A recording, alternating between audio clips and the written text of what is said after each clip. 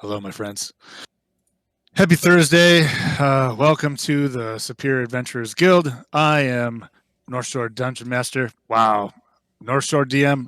One of these days I'm going to do an intro and not jack it up. But today is not that day.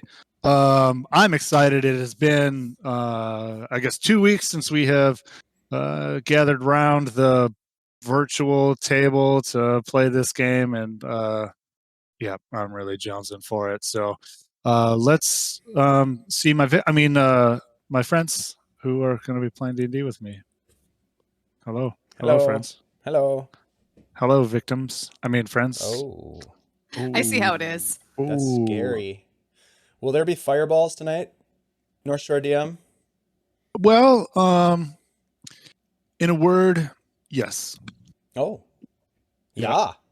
They're all from Steak, though. All from Stieg. Yeah? Or are they? I thought they were all aimed at Stieg. All aimed at Stieg, Oh. yep. Oh. Sorry, my bad. I can't. Good luck, Now that Steeg. Now that he's got weapons and armor, like I just gotta drop bombs on him. Ooh. Like you do. Yeah. It's a rite of passage for all wizards. Turn into a bear, get fireballs thrown at you. Yeah. Okay. That tracks. Perhaps you should introduce yourselves. Okay. Hey, what's up, everybody? My name is Andy. I'm playing Stieg Egilson, a 3rd level Runewalker wizard. And yeah, really excited to get back into it tonight. Hey, everybody. I'm Ashley, and I play Astrid Bouldersdotter, and I am a 3rd level cleric of Balder. Hello, I'm Dave. Tonight I'm playing Vidar Gormson, a ranger, a Scotty ranger, which is a pretty sweet, unique subclass of ranger that was designed for the Svilland campaign setting, which I'm really excited about. They are designed for the cold weather, and we're going to have plenty of that in the future, I do believe. So hopefully that's a good thing. Looking forward to freezing. Oh, yeah. That just worries me. Hey, y'all. My name's Michael. I'm playing Gunder, and as you can tell by my outfit, I'm getting into Gunder's southern heritage, which not everyone knows about, but southern Svilland's a proud region with Show us lots what you of... just tattoos? I got tattoos. That's it now. He's got a cutoff shirt, guys. Yeah. Come on. If you have to explain the joke, it ruins it. Why are you doing this to Just me? stand up and show everybody. No. Are you wearing It's a Daisy belly Dukes? shirt. Maybe it is. Maybe it's not. Twitch doesn't see that need to midriff. know. The important part is Gunder. Our ratings would go up. Or wait, maybe. Oh. Yes. Maybe. Probably. Hey. Or we'll get Gunder. banned. We might get banned. Yeah. Olive Thor, here to smite things, out in the woods, weird fucking shit. Let's see where this goes. Wow. Oh, yeah. Yeah, know your audience. Yeah, I guess so. Last but not least, Is Paya, mom bard of the group. She had a lovely career as a midwife until she found these people. Now she's just wandering around wondering, how did I get up in this tree? this is like, Yeah. if only you had some acorns. That would make her a druid, I think. We'd light this tree on fire with those acorns. Wait. Wait, that's Willow. Is that it? Nice. No, that was okay. stone. The acorns turn people to stone. Oh, sorry. I love My those bad, my acorns. bad. They're magic. Yeah. It's magic. Hot damn. We have a lot of cool things going on that we would like to talk about. Andy has the first thing that we're excited to Andy has the first thing that we're excited to talk about. What? Yeah. Okay, you just do. kidding. Remember we talked about it earlier. We did. Or did we? Anyways, we have merch. We have a store full of t-shirts and sweatshirts and totes. My personal favorite. Pick yourself up a nice tote. We have pillows, wall art, coffee mugs. Come on now. And the No, t-shirts Andy, have please sleeves. order me a All new the shirt. t-shirts have sleeves. All the t-shirts. Please, someone order me one. I need help here. Andy, can you answer me a question about this tote? Now, is this a tote that a person would be able to say use for groceries, or is it more like a book tote where it doesn't have like a flat big bottom? It's a multi-purpose tote. Yeah. You can use it for just Good about answer. anything.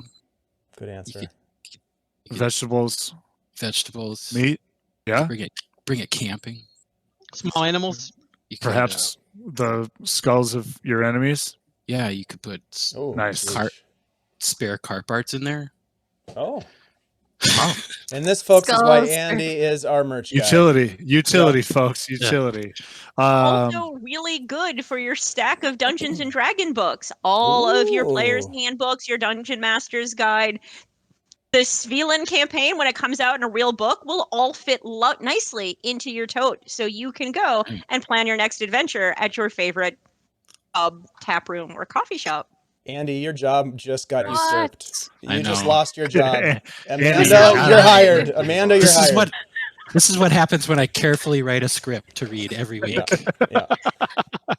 You put so much work into it. Hey, Chad. Yeah. Before you get too much farther, I just want to say thanks to Kai Whimsy, who gave me 2 advantages and 1 to you, actually. Oh, hey, I'm gonna write that shit down. Yeah. Thanks, it gets buddy. lost Whimsy's in a the beast. Beast. Dave, why don't you tell our friends out there on the internet about our amazing sponsor?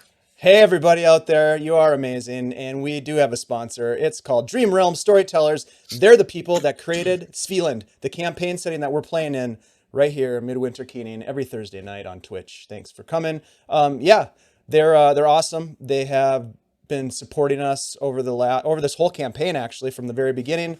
And as such, they have donated a digital copy of their revised campaign book, which is pretty rad. There's a bunch of new art in it. They've clarified a bunch of stuff that people had questions about, and it's very well done.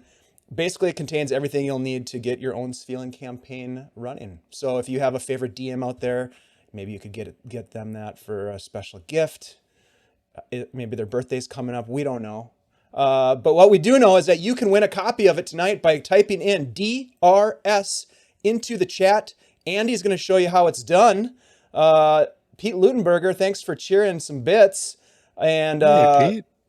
That's how you win. DRS in the chat. We're gonna draw 1 lucky winner tonight at the end of the stream. I'm excited. This book is so great, everyone. If you're not a DM and you're just a player and you're like, I need some new players options, there's close to 30. It's a little less than 30. I don't know exactly, but between 20 and 30 class options, whether it's new classes or subclasses for existing classes. It's awesome. It's dope. A lot of cool stuff. You know what else is dope? Pete Lutenberger just giving us all an advantage. Nice. What? Thank Pete, you. You're rad. I will use that to destroy Chad. Have no fear. Thanks, Pete. You're gonna need it. Oh, he did not include you though, Chad. Sorry. Oh, ouch. Thank you, Pete. Go ahead. I have a very particular set of skills. We love you, Pete. Yeah, but basket weaving isn't that much demand, right?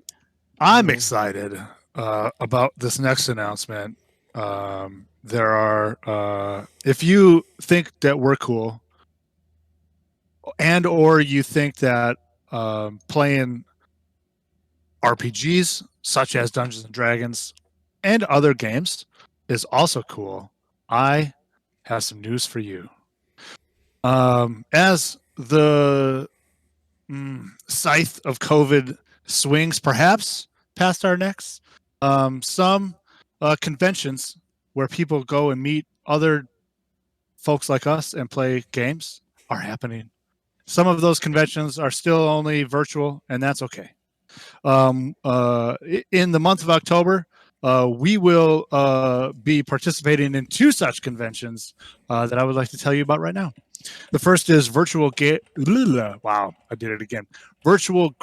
Con. I write this down and I still can't talk. Virtual Greyhawk Con, celebrating the campaign setting of Greyhawk, the original Dungeons and Dragons campaign setting. or at least the original Dungeons & Dragons campaign setting, written by Gary Gygax, headlined, spearheaded by Jay over at the Lord Kazumba channel. We're going to be running a game that we like to call the Siege of Westkeep. It's going to be dope. Dave's going to be running it. It's going to be amazing. And that con is October 1st through the 3rd.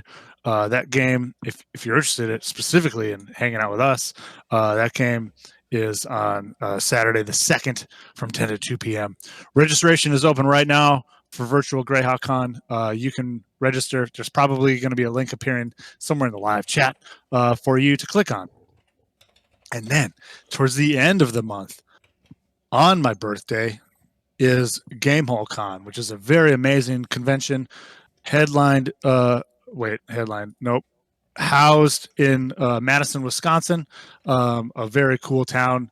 If you find yourself able to physically travel somewhere and want to go to a convention, you can go there. It's great. A lot of fun. I've been there.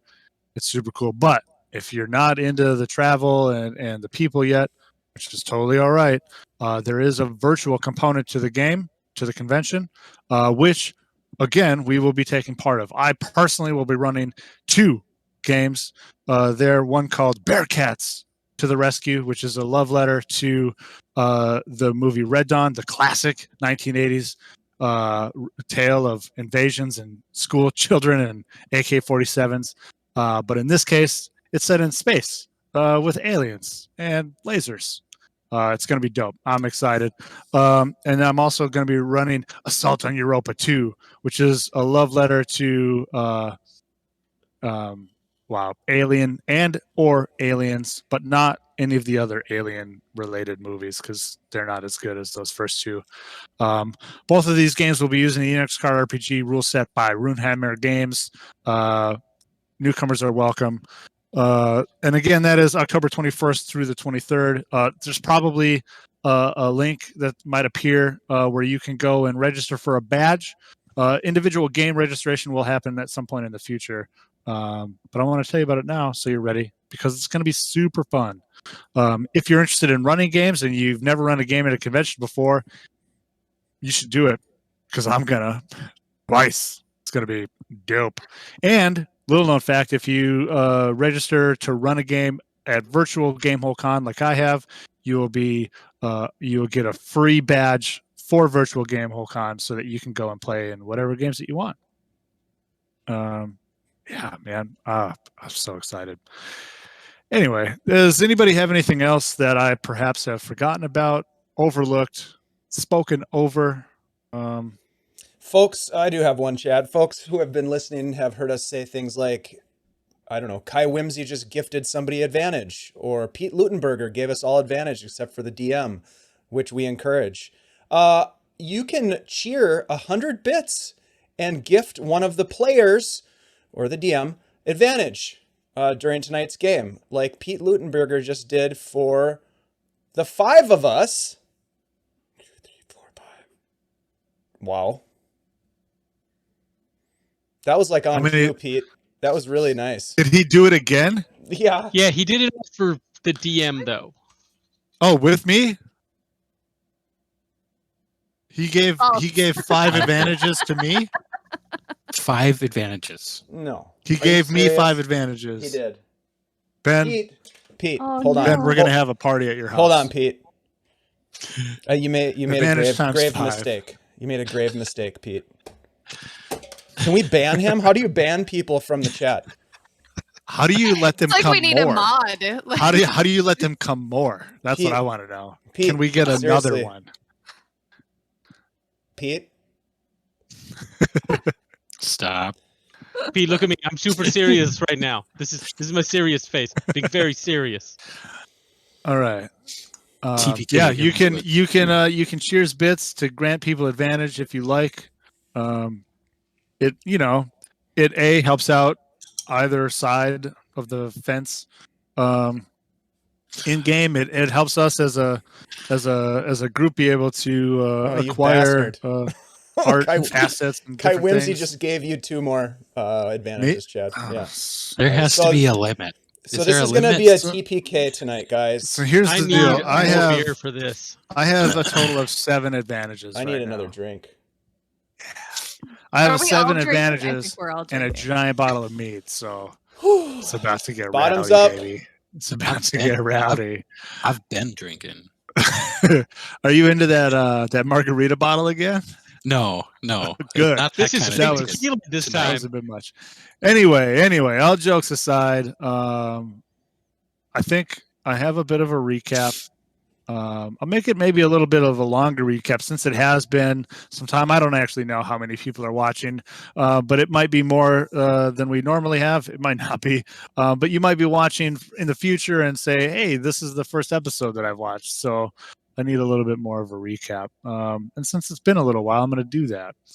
I hope that's okay. So anyway, our party are a group of folk who live either are from or have found this place as their home, a town called Mulgore, also known as the last town, because it's the last town that you would find as you travel north to terribly large and cold mountains that are covered in really bad stuff.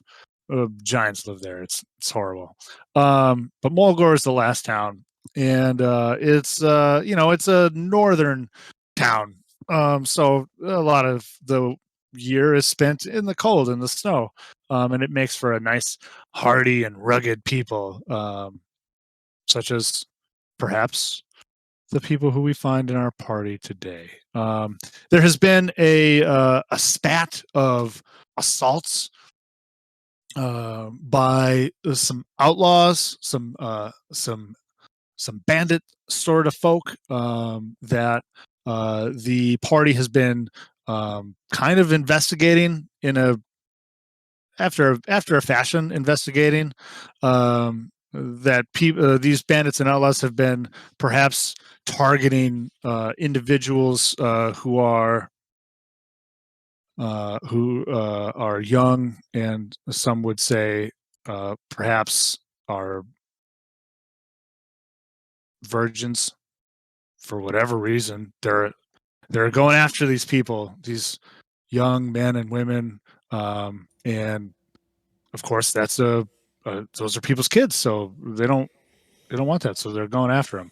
Of course, there's also bad things that happen, like Draugr, aka the undead, zombies, skeletons that they've encountered in various places. They encountered a strange, like magical goat head in a circle out in a broken down tower in the middle of a bog where they fought Draugr that came out of the bog, as they were also fighting bandits who were attempting to kidnap two young teenagers.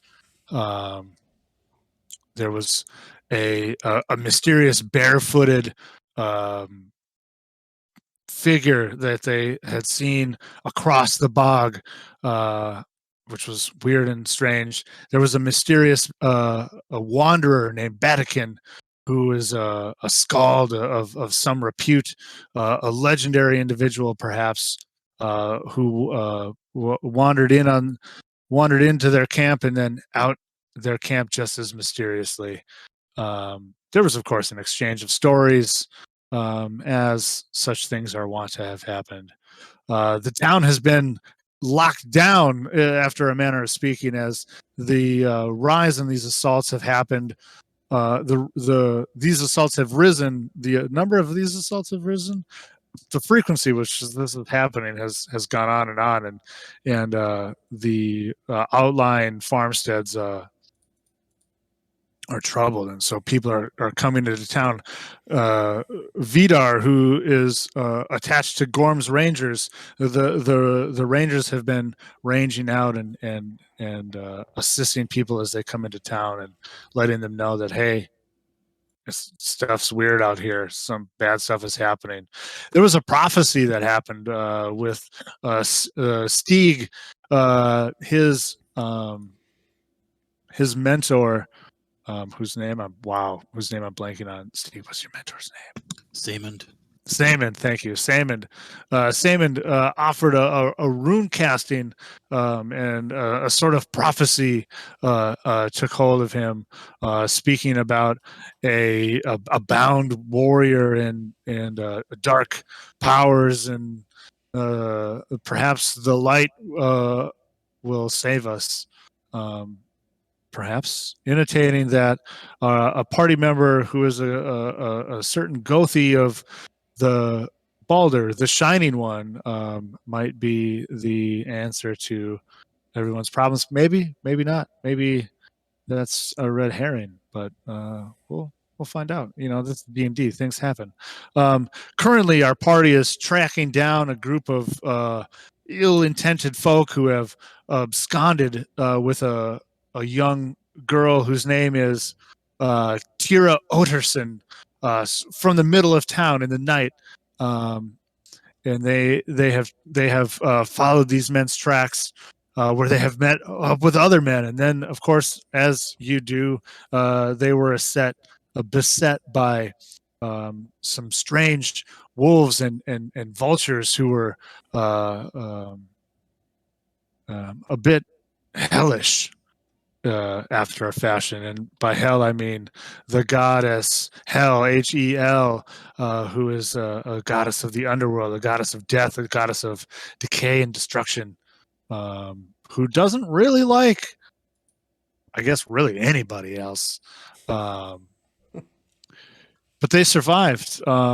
They survived these strange creatures and their gaze of nastiness. They climbed a tree and then shot at things with bows. It was kind of awesome. And now we find our friends, our party, standing at the edge of the River Red. The tracks that they have been following stretch out across the river. Vidar, as a experienced woodsman and snowman, as a ranger of the Scotty, has a role that I remember, that I wrote down and we talked about, and he can see that their tracks kind of cross, and they're I believe, I didn't write that down, but I think you're about 5 hours behind them now, after some dope rolls. But you can see that the ice on the river has, of course, altered a bit, and maybe it's not as solid as it may once have been, but it doesn't necessarily look so bad. So, yeah, my friends, welcome to Svilland. We're back. What would you like to do?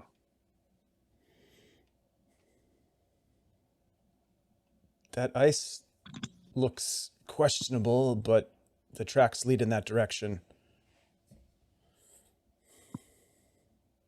Is there a different way across, maybe a bridge or stepping stones or anything like that we can find quickly without losing too much time?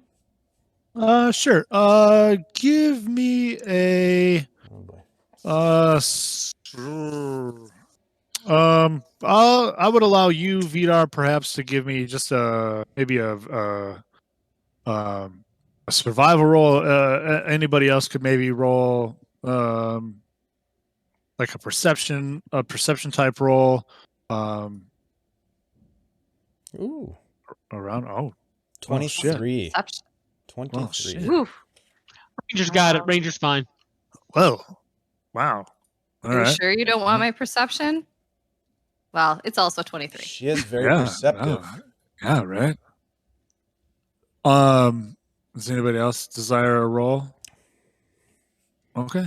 Perception. Pretty high. Yeah, that's really good.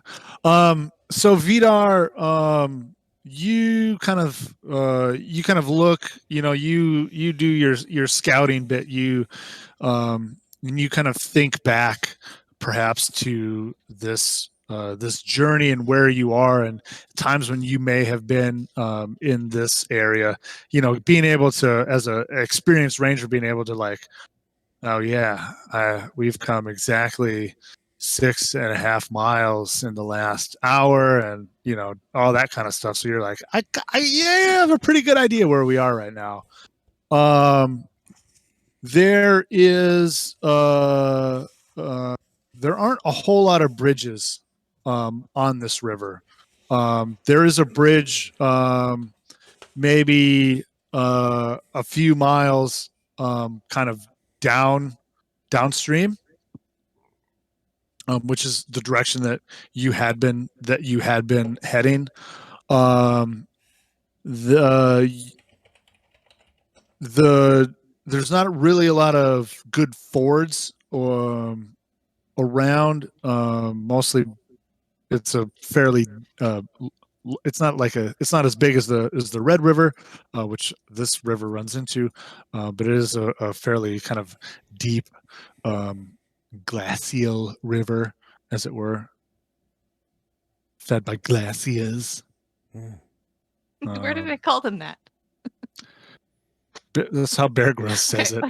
He says glaciers, and I love it. And you you know, you think that perhaps you could find that, you know, it's possible that you could probably find a maybe a nearby better set of ice to cross, and then still be able to find this trail, this spot, fairly easily, although you might lose out on a little bit of time as you either forward track or backtrack.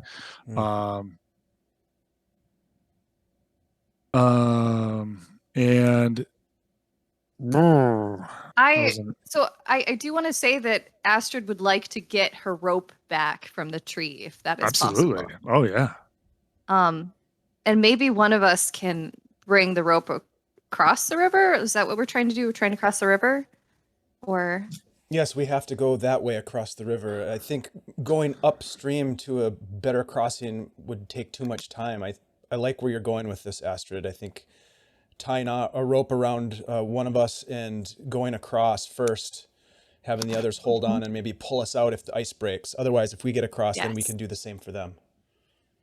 And Astrid, with your fantastic perception roll that you have, of course, rolled, you kind of look out over this kind of expanse of snow and ice and trees and river and whatnot. And it's a little hard to kind of pick out at first, but you, after a little bit of time kind of perusing this landscape, you notice that maybe a little bit, maybe about 50 yards downstream from where you're at now, you can kind of see that there's a bit of a jutting of ice. And sure enough, you can see like the tiniest of trees that's kind of growing out of what may be a sort of, I guess, bull-sized rock that sticks out of, and there's some ice like jutting up against it. So there may be like at least a safe halfway point, perhaps, to find. Okay. That'll be good because Gunder's not small. Is it of a size that we could maybe tie the rope around it and still, use it, or is it more like a very large, boulder kind of thing? It's a pretty good sized boulder or rock or whatever this is. Roughly the size of a large cow. The tree probably not super strong in that way. You can tell, it's one of those like, if you've been to the North Shore, you'll know that trees grow in strange ass places. Like, that's a rock. There's literally 4 centimeters of topsoil, and there's a 60-foot tree growing out of it. Right. But if you fart on it, it's going to fall over. It's kind of one of those situations, but it's still a little small guy. We'll want something, because if one of us falls in, we're going to have to stop and get them dry and warm.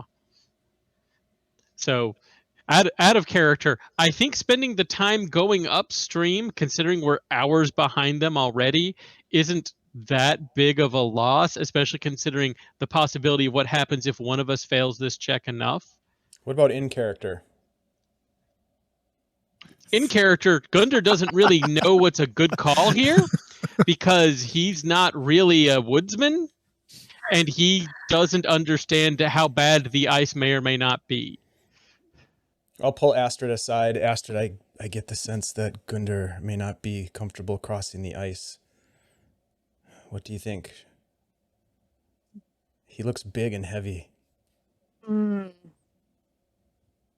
Well, I mean, if you think the ice could hold him, then maybe we should just give him some alcohol and go for it. Here. If you don't think so, then we should go upstream. Get him drunk. I will trust he'll do your anything. judgment as a ranger.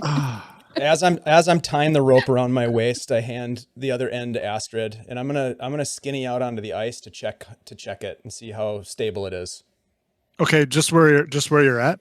Yep. That I'm holding. Yep, and I'm gonna kind of be on sort of scooting on my hands and knees forward. Once I'm a little bit off the shoreline. Okay. And I'm gonna turn back to Paya and be like, like. Gundar's just like, I'm big too. What? I think, Paya, that you might be muted. You are. And I'm just thinking, I have a song that'll keep us all room temp for like the next several hours if you guys don't want to be stealthy. I like it. Yeah. What's it sound like? We're gonna probably find out. We're probably gonna find out here in a second. She just glares. Okay, never mind. Vidar, please give me a dexterity check. Check or save? Check. Got it. Natural 20 for 25. This is fine, man. What are you talking about? Yeah. God, he makes You it spent so. If you all Explain roll a again. natural 20, it'll be all good. Explain again how you were, how you were moving. So I'm gonna get out on the ice, and kind of test it, and then once I get a little bit farther out, where maybe it's a little, I'm not sure, I'm gonna drop down to my hands and knees, and I'm just gonna kind of scoot across it to see if there's any thin areas. Okay. Maybe tapping on it as I go out. Okay. You kind of get out onto the ice, and you can tell that like maybe 15 feet out is like good solid ice. You can see where the ice has moved and breaks and as it's kind of piled on top of each other, but it's solid here, and you can feel that. And you get a little further than that, and it gets a little thinner. You see spots where it's like where the wind has blown it clear in places, and you can see like those like air bubbles where you're like, this might actually be 3 feet thick, but it looks sketchy as hell. And you definitely tap, and you tap through some not tap through some spots, but you tap like over some spots that you're like, yeah, that's pretty sketchy. And you probably make your way maybe a third of the way across the ice, not quite halfway, and with no issue. Yeah, you kind of find a good path to make your way that far. A third of the way? Yep. I'll just look back to make sure there's enough rope, and I'll just kind of look at Astrid. Hey guys. And then I'll just keep going. How much rope do you have? Wait, we're 50 trying to cross feet. here. 50 feet? I had 50 feet, yeah. And I'm Okay. sure other people have 50 feet? There was another rope. Yeah, I've one. Zero? You have one. It's the standard pack rope. I Yeah. think. Yeah, Explorer's Pack has 50 feet of hemp and rope. I believe I have rope too. I lied. I have 50 feet too. I forgot I had an explorer's pack. Yay! It's just You get a glazed rope. over You it, get a rope. apparently. It really is the best choice. It always is. Yep. Okay, gonna keep going then. Keep going. Yeah. Make another roll for me, please. Oh my. Same roll. Yeah. I should have given you guidance before you got out there. It's too late now. 22. 22. Yeah. Yeah. You kind of make your way another third. So you're now 2/3 through. And you find some you find some sketchy patches where you kind of have to move kind of upstream a little bit, maybe 10 to 15 feet, and then kind of move around some spots. But you feel pretty good about finding a solid, a continuing solid path. You also notice that you are you're kind of out of rope,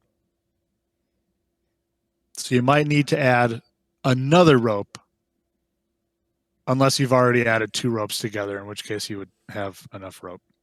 Okay. I'm gonna get out my other rope, and I'm also gonna lean back and like cast guidance on Paya, because why not? and then I'm gonna tie the 2 pieces of rope together. I can't guide this myself, right? You can. Mm-hmm. Oh, I'll cast guidance on myself, and then I'll tie the rope together, and probably have to make a check, right? Sure. Give me a survival roll. I'll need it. I really sometimes I wish that there was still a rope use skill. It's always my favorite. Oh, I won't necessarily need it. That would be 18. You feel I will- fantastic about perhaps you've used some sort of hitch, maybe a sheep thing. I don't remember what it's called. Sheep shank. That's something. Yeah, ever You- tied you- a sheep feel- shank? You feel good. You feel good about the knots that you have tied. They seem stout. Then I will keep giving him some more rope. Yeah. I'll keep going. Yeah. One more roll, my friend.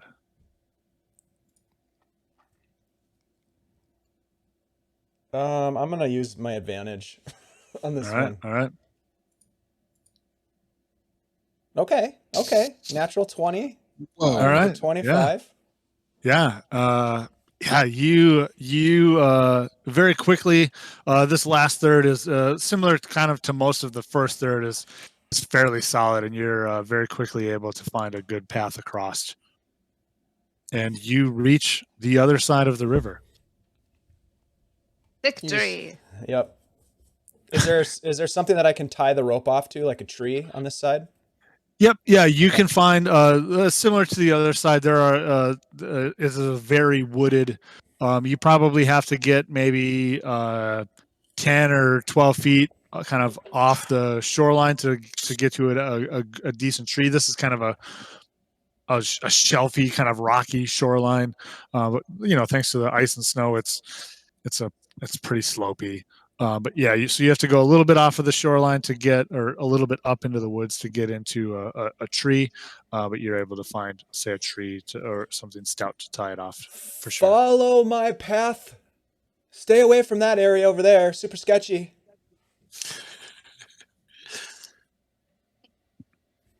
All right. Okay. Who's going first? I will go. All right. I'm gonna. Please give me a dexterity check with advantage. Okay. And I didn't use my guidance last time, so I will use it if I need it. Chad, can With I prepare? Can I ready an action? and then let me just. One sec, Dave. 18 18. Okay. with my guidance. Yes. It was a good thing you used advantage. Yeah, that was close.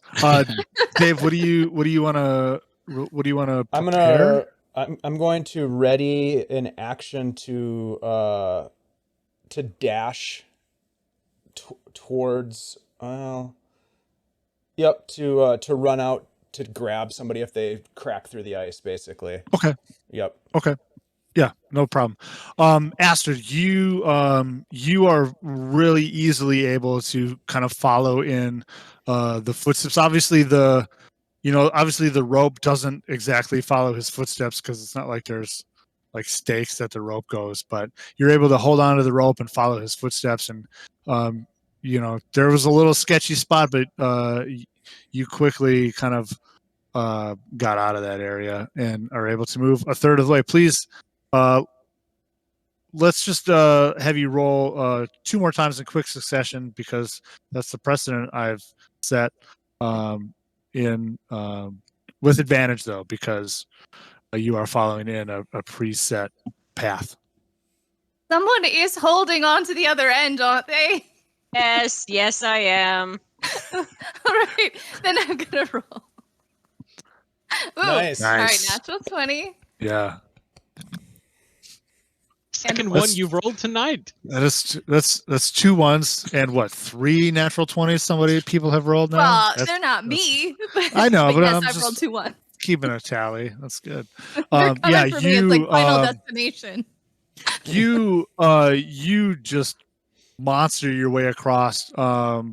We'll say you're able to cross the second 2/3 with no issue with a natural 20 on that roll. You easily make your way across following his footsteps and staying away from the thin and open areas for sure. Oh, Who's but next? But the one though. Well, you had advantage. You I mean, had that's advantage. what I want. Oh, You had oh. advantage. Oh, okay. Yeah. Cool. So that was all the same roll. Fair. Who's next? Fair. Yeah. Stieg will go. Stieg. You got Let's see this, it. Stieg. Looks Dexterity easy. roll. Did you see Dexterity roll Vidar? with He made it. advantage. Did you see Vidar? He cruised right across. This will be no problem.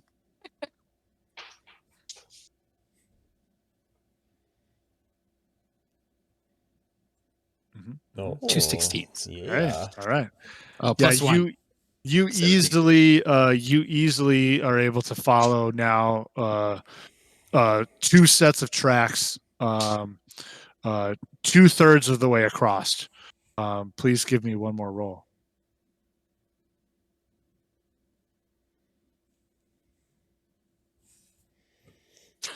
What? Interesting. I rolled- BGT Wow. is brutal. Interesting. It's That's- actually 11. Yeah, that's interesting.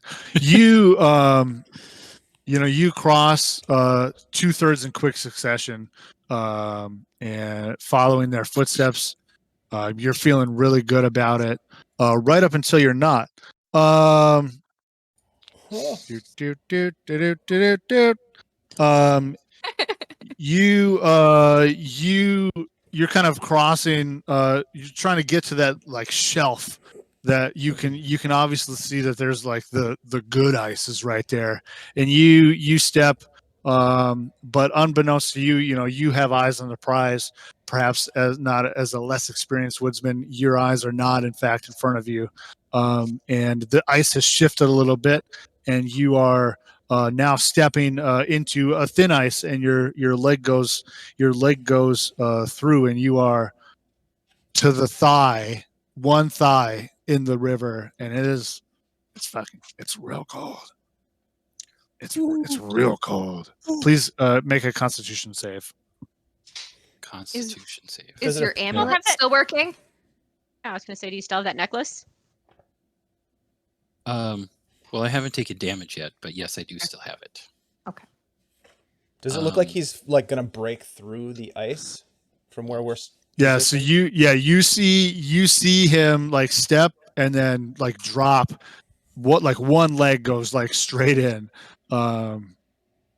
He's kind of like mechanically plus he's 2. prone. 19. Nice. Yeah. 21. It's cold, but it's like you're probably still a little buzzed up from booze and fire spells. That it's cold, but Booze it's and not fire so bad. spells. Booze and fire spells. That's my new podcast. I'd watch that. Booze and fire Yeah. spells, So you, the two of you, on the now the near shore to Stieg, you kind of see him step and then go like a little cockeyed as his right leg like drops through the ice, and he's like and he's like kind of pushing his way out. I'm okay. I got it. Does he got it? Did I get out? Yeah, Did I please get make out? me one. Please make me one more dexterity check to now cross again this space. Still with advantage? Yep. Right. Yep.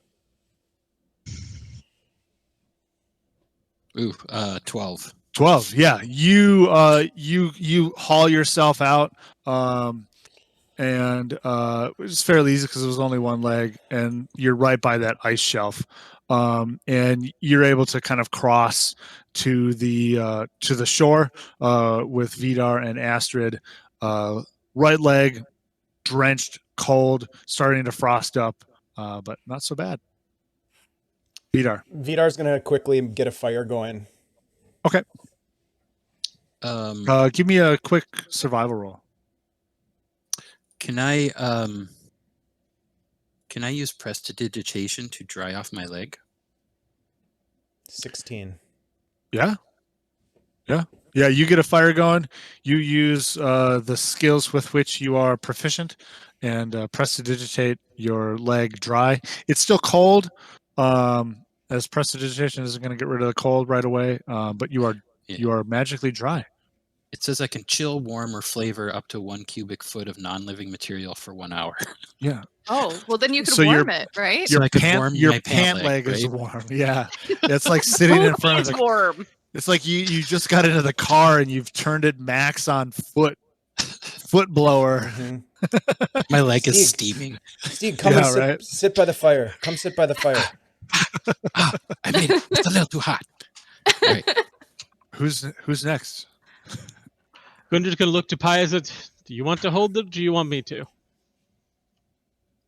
We'll go first. Got a Okay. fire on the other side. That is good. The odds of me getting across this are very low.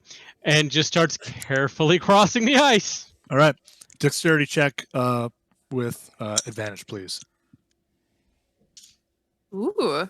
Hey. So There you that's go. a 28. Oh yeah. Wait, did you say 28? Well, yeah, I got a 27 dexterity now. I'm a dragon. Did you not know that? No, I'm kidding. Sorry, that's a 19, which is still very good. That'll do. Yeah, you're able to follow now 3 sets of footprints, and very easily identify the spots in the ice that are problematic, and make yourself 2/3 of the way across. Please give me one more roll. That's a 17. Nice. You easily see this now small, very tiny hole that Stieg had fallen in, and are able to move around it. It's it's partially frozen up already, and are able to move around it with ease and kind of attain the far shore with your friends with this nice warm fire. That Gundar just looks Vidar around has got very going. confused, looks down at himself, looks back over the ice. Paya grabs the end of the rope and starts kind of winding it as she. Gundar grabs his end of the other end of the rope and braces it, and kind of slowly brings it in as you come in, so that if something happens, we can pull quickly. All right, Paya, give me a dexterity check with advantage. Be 19. Absolutely. Yeah. Now following 4 sets of footprints across the river, you are easily able to make your way across this ice in one fell swoop, and you obtain the other shore dry as can be. That Vidar, was better than I thought it would. we didn't even have to get him drunk. I'm He made it. amazed. I'm amazed. Good Did job. you bring any spirits? I'll pat Gundar. Well, did it. I do have this flask I found, but I You open didn't it up and tell I me? wave it under his nose. Okay. Like, And what's it smell Gundar like? takes it and just drinks the whole thing dry and hands it back and goes, "Thank you." Give me a Constitution save. I don't know what that is. Well, that's a 9. You're drunk. That is straight Brevenin. You are fucked. Bastard, like what fucked, did you but- do? That's you're like oh. It's smooth. Gundar, come sit by the fire. Come sit by the fire. We need to keep going. Is A there, hike will work off the spirits. do we still have a trail to follow? Yes, we do. Yeah, you easily cast him out, and you can see, like your trail didn't really follow their original foot trail across the river, but you can see that, like say 10 or 12 feet down from where you kind of ended, you can see that their trail kind of crosses and then follows this side of the bank. I'm gonna take the rope and, wind it up and put it back in my pack. I like it. Good. All right, let us. That's the Draugr music.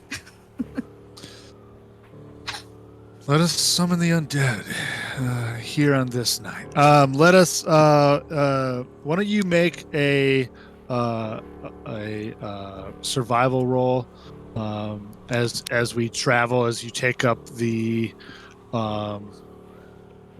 trail again.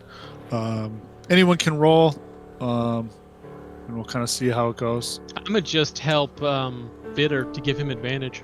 21. I already have advantage. He's That's- still gonna help. I'll take it. You're doing a good job, Gundar. Very good job. See, what's that total for you? 13 Okay, man. plus 0. Stieg, Astrid's Stieg. gonna lean over and go, "You'll do better next time," and give him guidance. I'm like pointing out all the obvious tracks. Vidar. Stieg, Think that is here. Vidar, perhaps do you see can. this one? Yes, Do you yes. see- that's a drag mark. Perhaps you can keep an eye on Gundar. Oh, okay. All right. Okay. No, this way, Gundar. Oh, no, this way. Ah. He's got his Um, snowshoes on the wrong feet.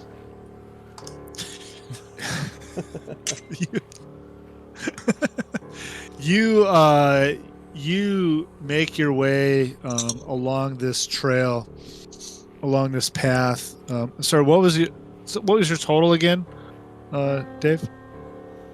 Oh boy, 21, I think. 21. Okay. And you feel pretty confident that you've perhaps gained another hour on them, so you're only about 4 hours behind now. The river crossing really not slowing you down all that much. And it's not like a twilight hour, but it is, the day is growing long.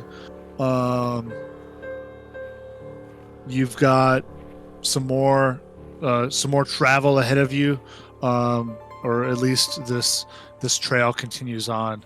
How would you like to proceed, my friends?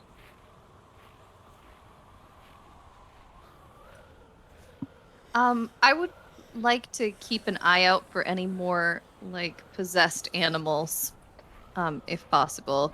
Now that that's a thing. That reminds me, I want to bring this up because you reminded me that Vidar, you had sent Iceland ahead to follow the fleeing evil vulture. Mm-hmm. Why don't you give me a had you instructed her to kind of stay out of sight, to kind of follow stealthily? Yes. Give me have her make perhaps a stealth roll for me. Okay. 21. Okay. Somewhere, of course, maybe not too far from here. A dark shape flies over the treetops, glancing back and kind of doing wheels every now and then, having that very telltale kind of wobble that vultures have as they fly.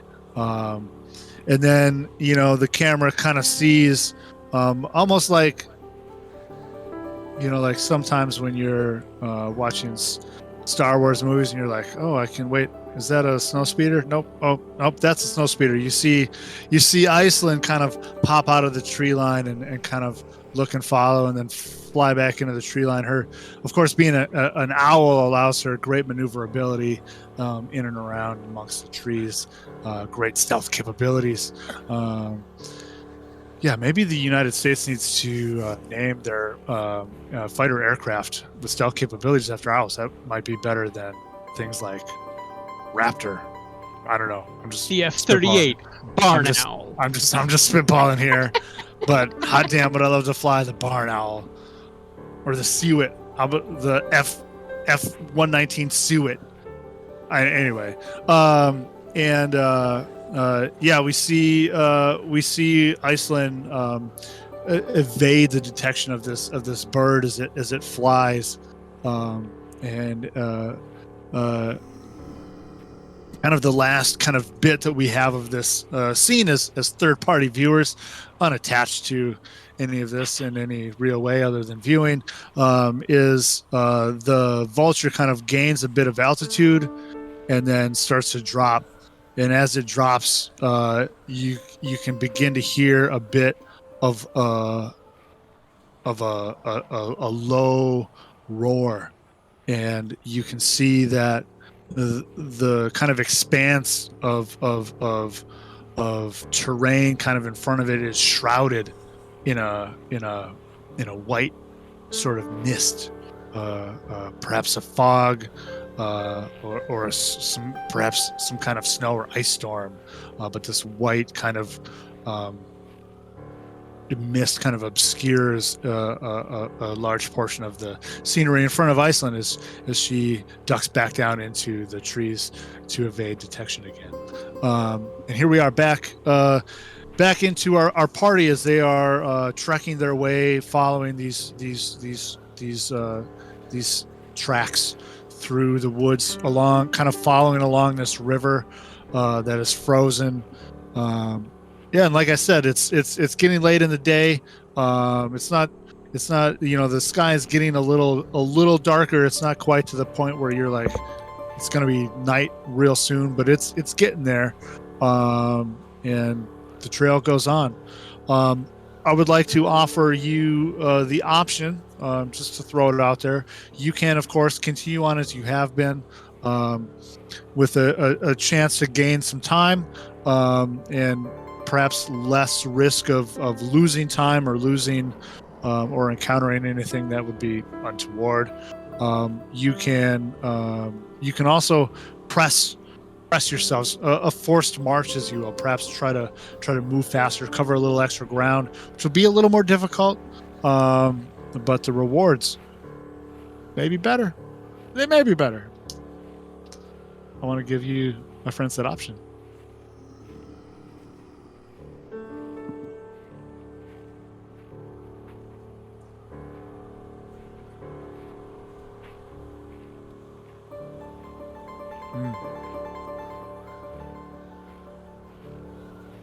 Sure.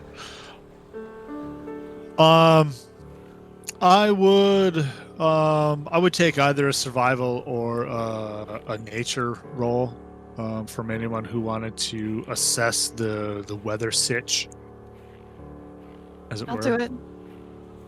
Oh, not that I really need to, but just in case I get it. Well, also 24. I mean, yeah. We got a couple of bars here. I just want to point this out to everyone who's watching that if you don't think that Rangers are badass, it's because you're in town. And that's the wrong choice. Yeah. Yeah, the two of you, you kind of look, and maybe you look at different things, right? One of you experienced very much with winter travel, with outdoors travel. The other one very observant, perhaps. Are you proficient in either of those skills, Astrid? Yeah, Oh, in survival. Okay, well, you are of course also proficient and used to this sort of travel, maybe with less expertise than him, but very much accustomed to such things. And the both of you kind of simultaneously determine that perhaps it's overcast, but it doesn't appear to be the sort of overcast that leads generally to snow. You haven't really detected any of those kind of shifts in temperature, or nobody's Paya's like elbow hasn't like started. I don't know if your elbow ever hurts because of the weather, but somebody's barometric reader hasn't ticked off yet. Yeah. Yeah, with a scar like that, yeah, my elbow feels weather. Hasn't ticked off that it's that there's going to be some kind of change in that way. It's not going to be a clear night, like as far as like the night goes. You're sure it's not going to be a clear night, which is actually good, because that means it's going to be a little warmer than it would be if it was clear. But you don't really think it's going in to snow. winter, modern day winter, cloudy night means it's going to be bright all night long. Yep. It doesn't get dark. I don't know how dark it gets when you don't have a whole bunch of urban light pollution. Is it going to be like ungodly dark then, or is it going to be that weird glowy, like it's going to be like noon because it's cloudy and everything's kind of trapped in here? Yeah, it gets dark as fuck. It's actually it's like ridiculously bright on a clear night in the winter, say in the Boundary Waters. If you've never winter camped in the Boundary Waters, do it with friends, and do it very carefully, because it can go bad quick, but do it. And it's colder when it's clear, but it is super bright because there's no light other than the stars. And then if the moon is out, it might as well be freaking daytime. Yeah. Like in the city at night when it's cloudy, might as well be daylight come winter and it's cloudy, because it never gets dark because everything's just bouncing. So I'm trying to figure out. Out in a place like this, the dark is dark and the light is very light. But it's kind of the opposite of that. Okay. So the question is, do we want to track this in the dark? You do feel you've still got a few hours left of like feasible travel. You still got some time. Depending on how far you think they are, like physically ahead of you, whether or not it's over time, but physically ahead of you. Do we know what might be there? Like, do we know where they're headed? Do we have a sense of where they're going? Because that is a fucking amazing question. That is the glad somebody finally asked that question. If we know where they're going, then like we have a reason whether or not they're going to be slow or fast. Because if they're dealing with night, they're going to stop the same time we do. I would allow anybody to make. I'm gonna be honest. I'm gonna put this in your court, Vidar. I think it's perfectly feasible that the check I'm gonna have you make. You may be familiar with what's happening, so I would allow you to make a fairly easy sort of survival or knowledge nature type land travel roll. We're a few days, we're a decent distance from town. If you think that your character would have knowledge of some perhaps strange locales or interesting locales, or perhaps have done any fishing, you might know of some things that are like further downriver. And I would allow some checks. Is this anywhere I would have traveled going to Mulgar?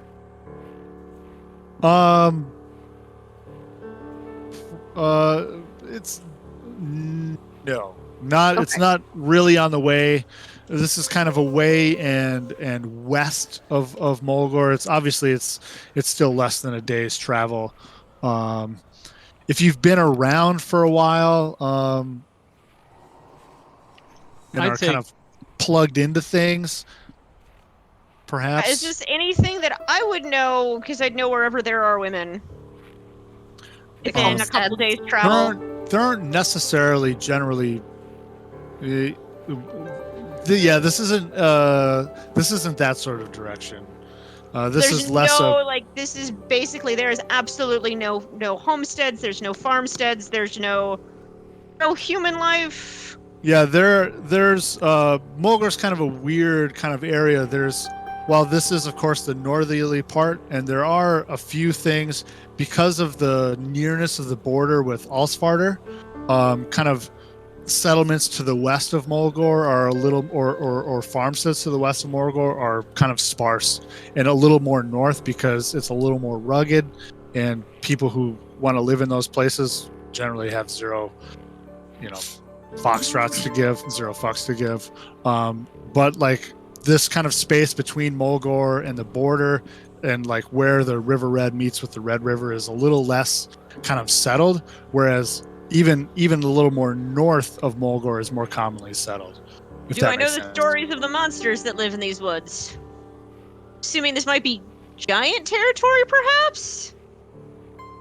Not generally giant territory. Okay. But I don't, as a person who trades in tails, we could make perhaps a history roll. Would work for Paya.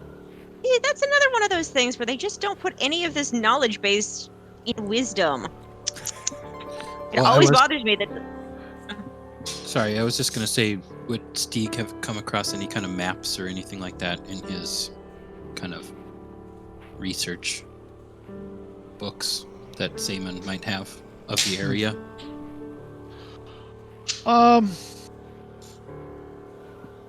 Yeah, I would allow History-wise? Stieg to roll an Arcana roll, perhaps, or history, kind of leveraging that way. Stieg with history. Okay. I'm better at Arcana, but I'll do history if All you right. think that's better. All right, so let's. So I already saw Gunder made a roll, which was very low. What sort of roll was that? I was going with general history as a way to encapsulate the concept that Gunder gets, his side gig, as it were, is he helps people who are going out into the woods and doing kind of adventure-y type stuff, essentially. Okay. So there are certain parts of the area he's well traveled in, and certain parts he's not. Yep. And it was ill-defined, and I rolled to see, is this one? Nope, this is not it. So what was your total?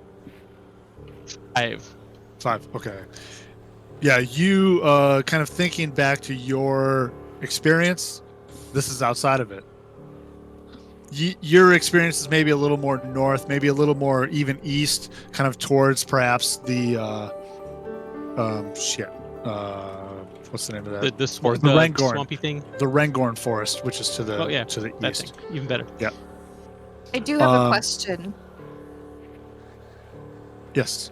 Okay. Sorry, I'm pointing again. It's my downfall.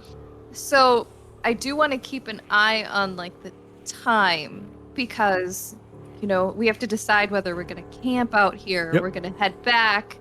And do we have any ability to stay warm in camp?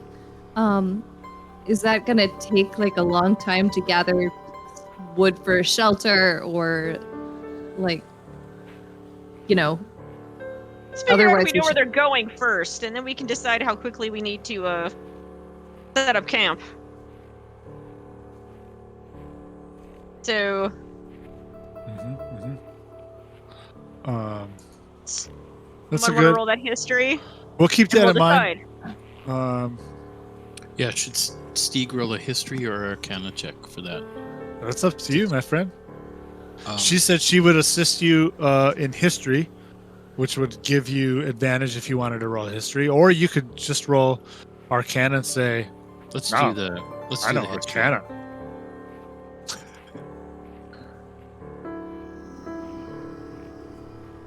Okay, so that'd be 17. 17. Okay. I will keep track of that. So we have a 17 history. Okay. I'm gonna make not my gonna write down. survival roll. Okay.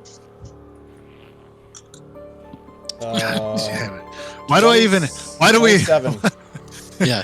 if you're watching out there and you're wondering why rangers are so cool in the wilderness, just be in the city and then you don't have to worry about it. We roll It natural does 20s. help when the Yeah, VP Dave's also run. lets you run it. He's rolled like Yes. 4 natural 20s. Yeah, Is it 4? I know. 4 of them? Something like that. Yeah. but I've had 2 ones. At least And 2 I or was 3. I was calculating 3, my I would say. survival bonus incorrectly. I had it at 5, but it's actually 7. Because I double my proficiency bonus when I'm in my favored terrain. Oh, that's right. Wow. That's awesome. Okay. Astrid, did you want to make a roll? Ooh.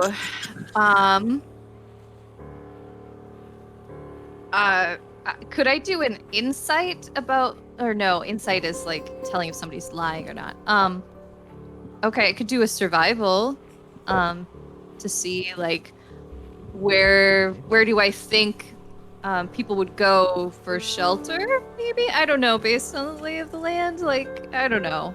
I'm just like pulling at stuff right now. Sure. Yeah, let's see it. Okay. Okay. So that would be 21. 21. Surviving. Survival. Nice. All right. So let's start with Vidar. So Vidar, you kind of like before, as you were gazing out over the river and figuring out where you were, you kind of put yourself into that mind again and think about where you are, how far you've traveled, and what is further afield than you. And you know that there is a very not really famous, but a well-known portage point on the Red River. And it is an important portage point, because there is, of course, a waterfall or set of falls that happen about a day or so travel downstream from Mulgore. As you've done maybe a little bit of kind of fish guiding, even though like that's not necessarily always your thing, there are some people who prefer this new sort of cast of fly fishing, who fish from shore, perhaps fish from the shallows instead of fish from the boats, which is more common, a more adventurous kind of fishing that people do. And you've taken some people on these sort of things, and that perhaps some distance from where you are is this set of falls, and there's some really good fishing to be had in kind of the space between falls that is there. And as you are kind of thinking about that, Astrid, Stieg and Paya, you're considering history and maps and perhaps the tales that people have told of this area. And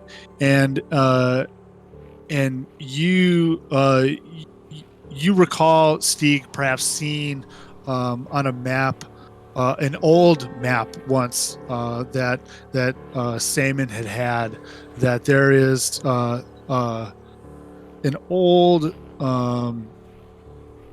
possibly damn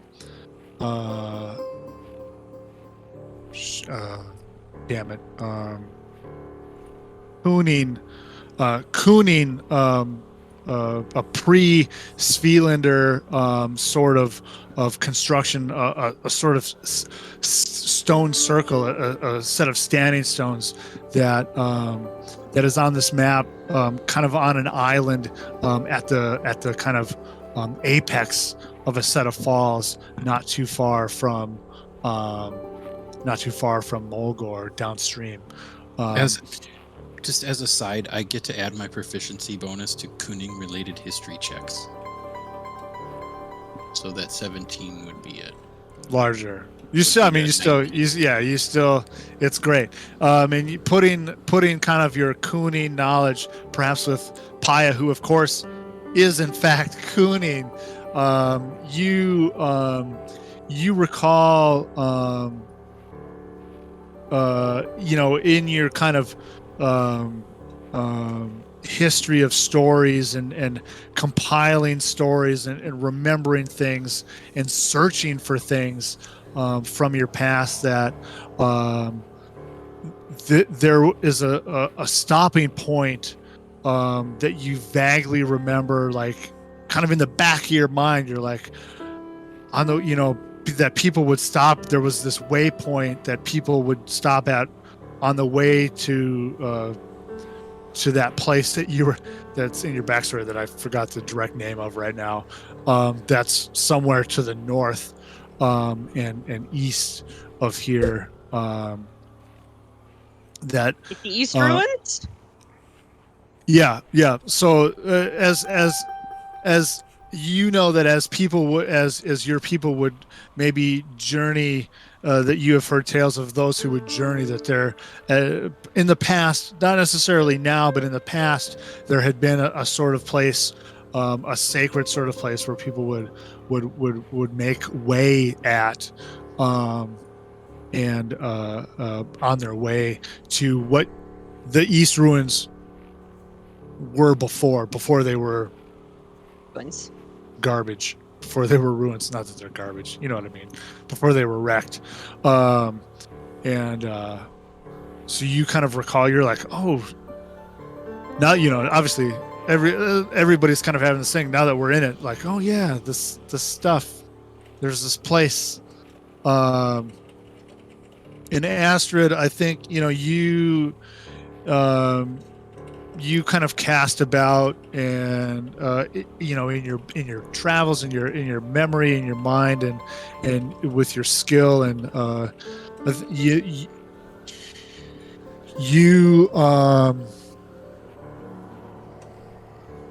you kind of determine, you're able to determine that you are with some work, if you were to say force a march, as it were, if you were to move faster, you could perhaps attain this where this place is, that you of course now remember maybe hearing about, but you kind of are, you're like, hey, we could attain this place perhaps before it's maybe too dark to travel, if you kind of pushed yourselves. I think if we push ourselves a little bit, we can attain this place before nightfall. What place? Touche. I have a feeling that there, from stories I've heard, that there is a location where people might spend the night. Yes, there's a waypoint. Oh my god. There's a sort of a waypoint up ahead that What he said. people used to use on the road to the northeast. That may be where they're going. Gunda just looks around and realizes he's the only person that doesn't know about this place, and goes, oh, well then we should hurry. What do you think, Vidar? Yes, if we're in agreement, then we must continue. Right. We hurry then. Let's try to make it there by nightfall. All right. Please let us make a more difficult group survival roll to kind of force the march. Do we want to be warm? Guidance. It is always better than being cold. I mean, won't be stealthy though. As you walk around, boombox Tromping. playing. Tromping. mouth harp going. Ding, ding, ding, ding, ding, ding, ding, ding, ding, ding. Stealth may be of import here.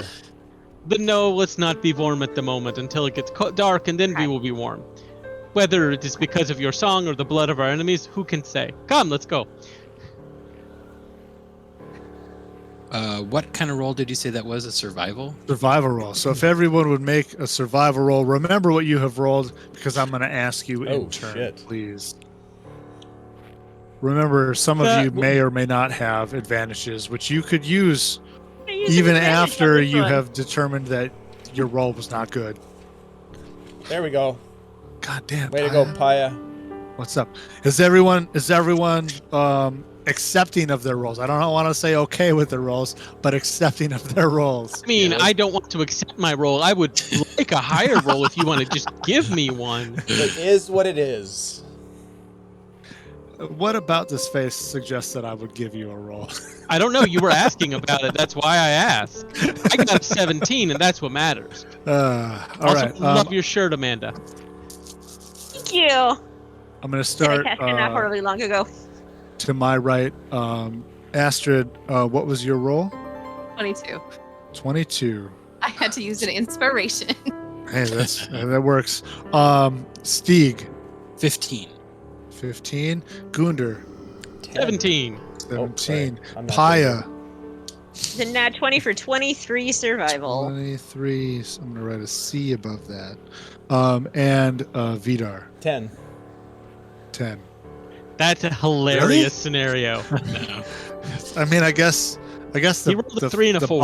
the foot has to drop at some point. To find out what that means for our party, you'll have to wait till the end of this break that we're going to take because it is 8:30. We're going to take a short break, and we'll be back in 10 minutes. Remember that there's going to be a drawing entering the word DRS into the chat right here live on Twitch. Will get you access to the drawing, which will be a revised copy. A PDF copy of the revised edition of the Svilland campaign setting, which is the campaign setting that we are using. All the rules, many of the rules, all of the rules that I have not made up are contained in that book. There are some things that I've made up, but it's neither here nor there. It's good stuff. We'll be back in 10 minutes. We'll see ya.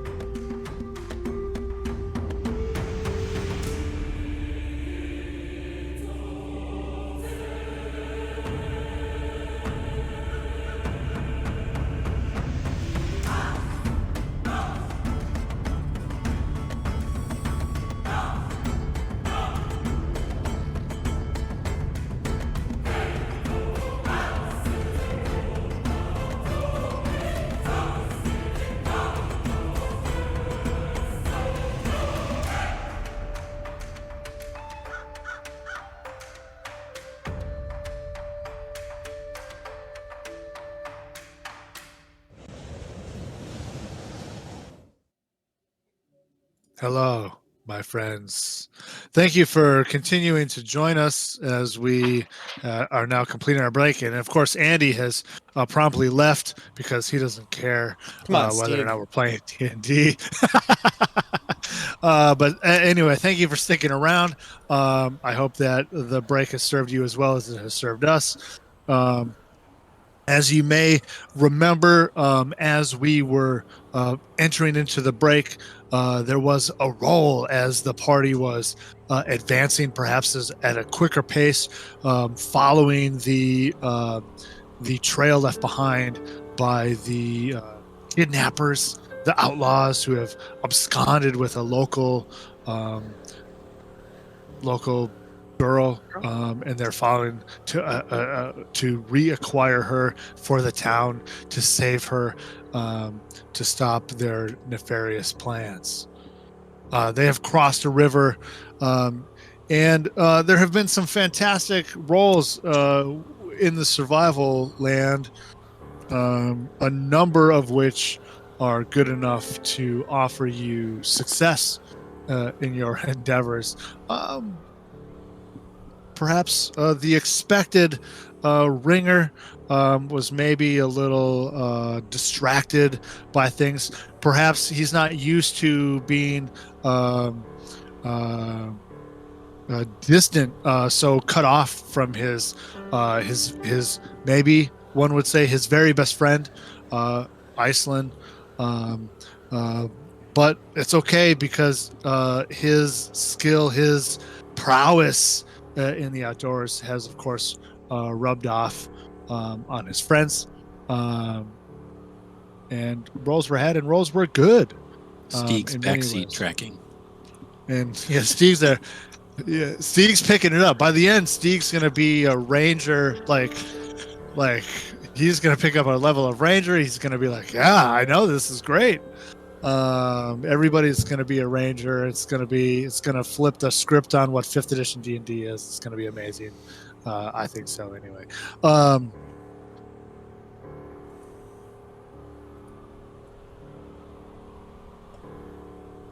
Talking about Stealth Horse. So you pick up your pace as a group, and you begin to make some very notable gains on these folk that you are tracking.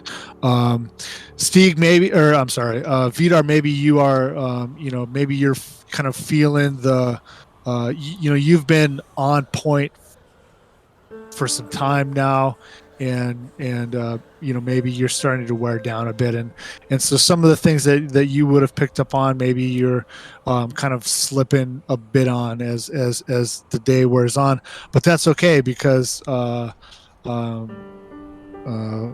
I didn't actually write. Although Paya got a critical, I did write down a C, so I remember that. So, but everyone else has rolled fairly well, and some people have rolled phenomenally well. Who rolled a 22? Was it Astrid? Okay, Astrid and Paya, of course, are on the ball. They're like, oh yeah, like they're getting into the groove. You're getting a little winded. They're getting into the groove, and it's great. You guys are moving really well as a team, and you pick up some time as you kind of are making your way. It's getting night. Dusk is definitely setting in now. Maybe you're feeling a little hungry. Maybe you've had some snackums on the way as you travel, and Snackums you kind are of delicious. Have you tried Yeah. these, Gundar? Snackums? Here, try one. No, I have Make not those had the yourself. Snackums. Please, try. They're good. Steeg, look They at Steeg seem loves too them. priceless to me. Steeg loves them. Steeg shoots fireballs from his hand. He is a different Oh, person. right, you gotta try them. Steeg eats anything. Oh, they're good. Astrid, have you had one? A Snackum? No, I'm Oh, not. yes, here, have one. Oh, thanks. Svilland Gorp, ladies and gentlemen. Svilland Gorp. Imagine it'd be more like feeling pemmican. Probably, yeah. We It's just- probably dried fish and barley mashed together or We something. just call them snackums.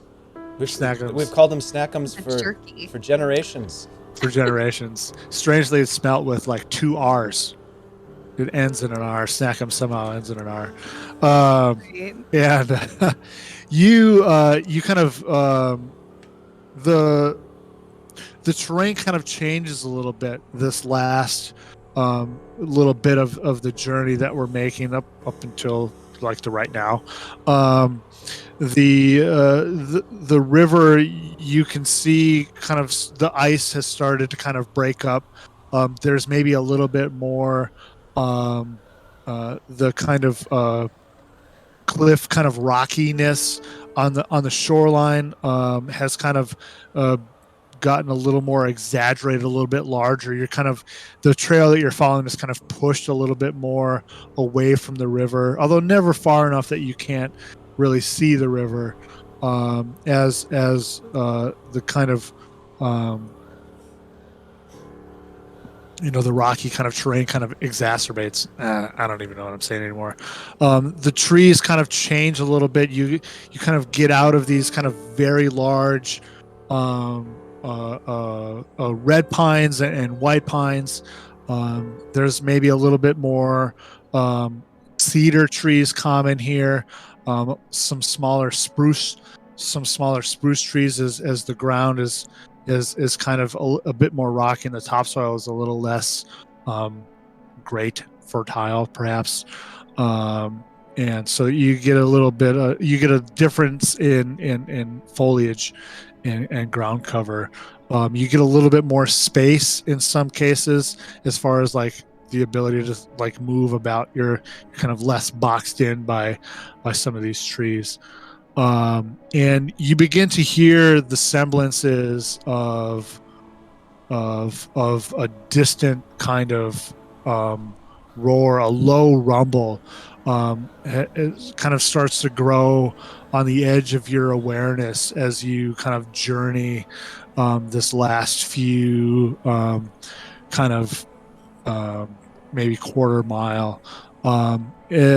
Right up until the point where it's kind of common, and you're all kind of like, you're a part of you is like, oh, what the fuck is going on, and then a part of you is Aren't we remembering. looking for a waterfall? That's what I'm getting to. Yes. No, we're listening for the waterfall. You're getting to it, and then you're like, oh yeah, the waterfall. And then at about this time, Vidar, you kind of get a rush of sensation as you are kind of reconnected to Iceland, and you kind of see almost like is forced upon you. You kind of see this vision from high up, and you can see this sort of expanse, kind of a kind of going away from you as the land kind of drops off. You can see the spray of this waterfall as it is there, and you can see the bits of standing stone that kind of still dot this island that is here. Ignore your tokens here on this map for now. But you kind of see this waterfall in this sort of center sort of jut of land, of rock, of a few trees, of these standing stones that kind of exists here, kind of from this high vantage point you see from Iceland's point of view. And you get the feeling also of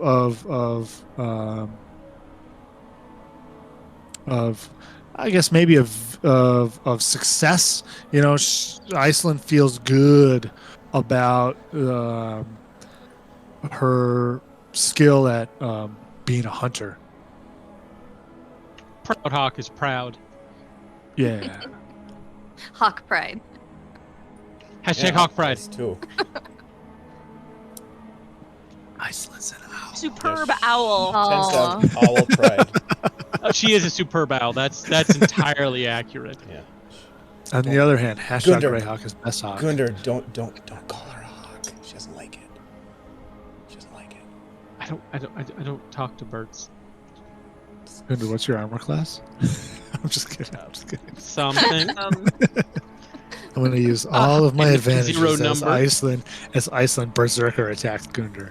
So, my first question to everyone is, do we think that the people we're tracing are on the island? Do we actually want to enter it, or do we just want to rest here on this side? Also, seeing that this is a well-known cunning crossing point, I know how to get to the island around the waterfall. So like I said, you're not kind of ignore where your tokens are. You're not quite there in that manner yet. You're still a ways off. But whether Vidar kind of relays this information, this is kind of what Iceland sees. Yeah, I'll definitely relay this to the group that we're close to this area of the standing stones. Is there a name for this space that Vidar would know or anybody would know? And, I don't know.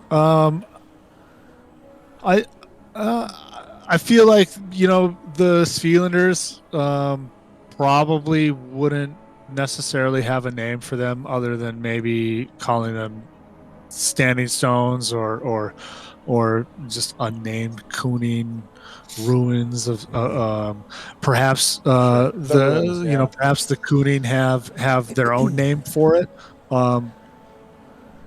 which I have not invented. Yep. But anyway, he'll just relay the information that he got from Iceland. So, I take it we've been like walking for hours. Oh yeah, it's most of the day. Yep, you started out pretty early in the day, and it's definitely kind of that kind of gloaming hour, that kind of twilight hour. It's very dusky. Shadows are definitely long. Astrid, check. perhaps we could sneak and get a view of this area. You're good at sneaking, Yes. aren't you? No. I thought you were good at sneaking, Peter. I am, but I thought maybe Astrid would like to come with me, Gunder. Oh, well, that makes sense. Although Paya might be better equipped, she is less heavily armored. Yes, anyone can come if they would like. I'll go with. I'm better at spotting things than I am Yes, at being quiet. you do have good eyes to detect. That would be helpful. All right. So please, my friends, if you are going to approach this area in a sort of reconnoitering fashion, please maybe give me some stealth. I cast guidance on myself. I'll allow it. The power of Baldur compels you. Wow. Nice. So many. Baldur is good. Do I need to use it? Ooh, Holy shit! nice. You never know. But that's up to you. Does the spell require it to be the next roll? It's just within a minute. Fair enough. I'm gonna reach out right now to my man Glock. What's up with the? Hello. That's my wife. What's up with the dice rolling? That's like really heavy today. Although, as we know in the past, it has been really less so. Do they have like a lever of like higher probably natural does. 20s, Natural lower 20s, natural that's like 20s? how Natural 20s. These guys are fighting aliens, like ones. Can I press this more? Remember Yeah, that so one day when it was like 21. That's true. I did. Yeah. That was glorious. That was a glorious day. So yeah, you, the two of you approach. The rest of you kind of wait back. Okay.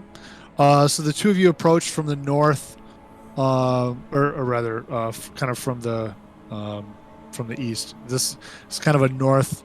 You're kind of coming in from the north and east. This is while the river, the map here is oriented up down. It's really the bottom is really a little more southwest on the cardinal direction. Confused. I know, from the top of the map. So you kind of approach from the top of the map. On the left, I'm sorry, on the right hand side of the river, and so you can kind of see that there is kind of near the shoreline. You can see that there are a number of kind of ice collected bits here and there as kind of nooks and crannies amongst the rocks, and or maybe fallen trees have allowed for. There, otherwise it's pretty open now, and it's probably been fairly open on the river for maybe like probably over a mile.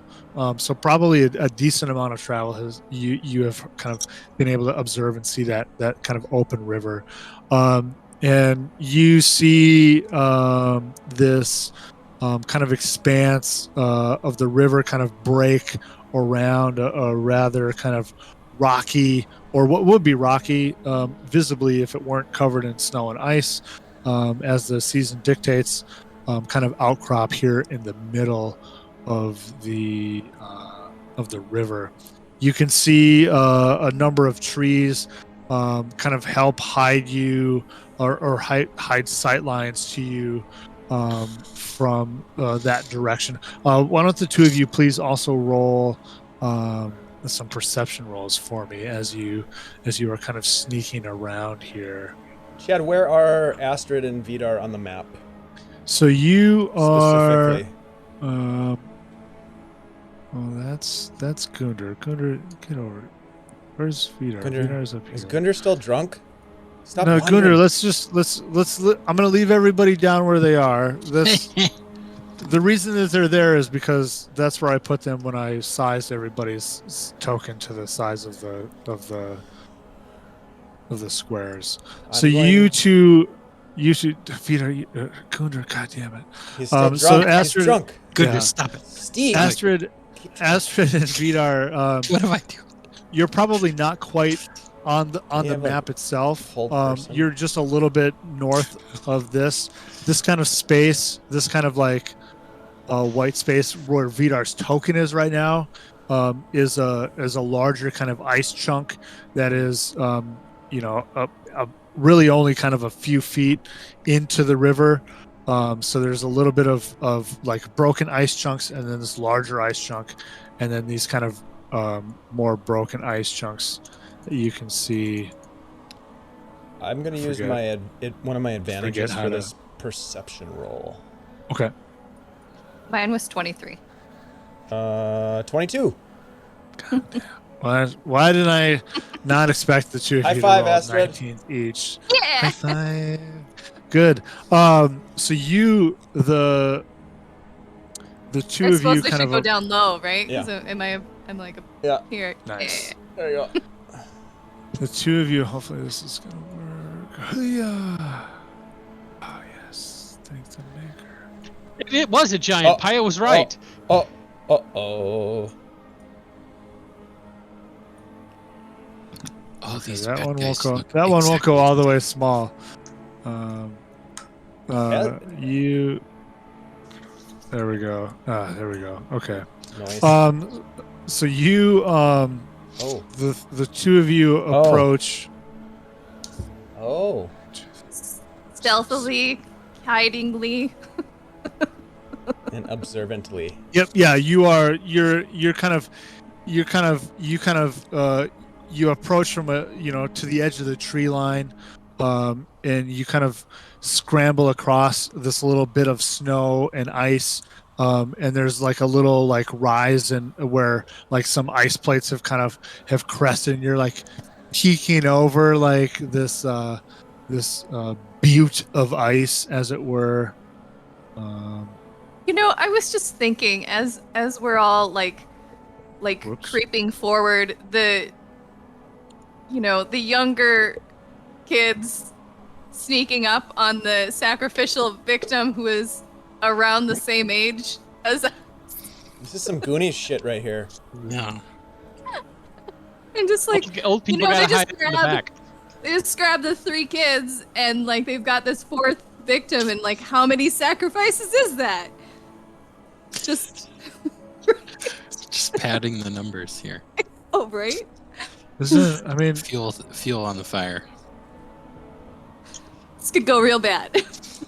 While this is happening, just a There we quick go. reminder to anybody who's out there watching that we are going to do a giveaway of the revised Svilland core book, a PDF copy that we'll send right to you. All you have to do is type the word DRS into the chat to enter to win. Oh jeez. my! Oh Really? my! Oh, Oh my! There's holy a lot shit. of children. No, So many children.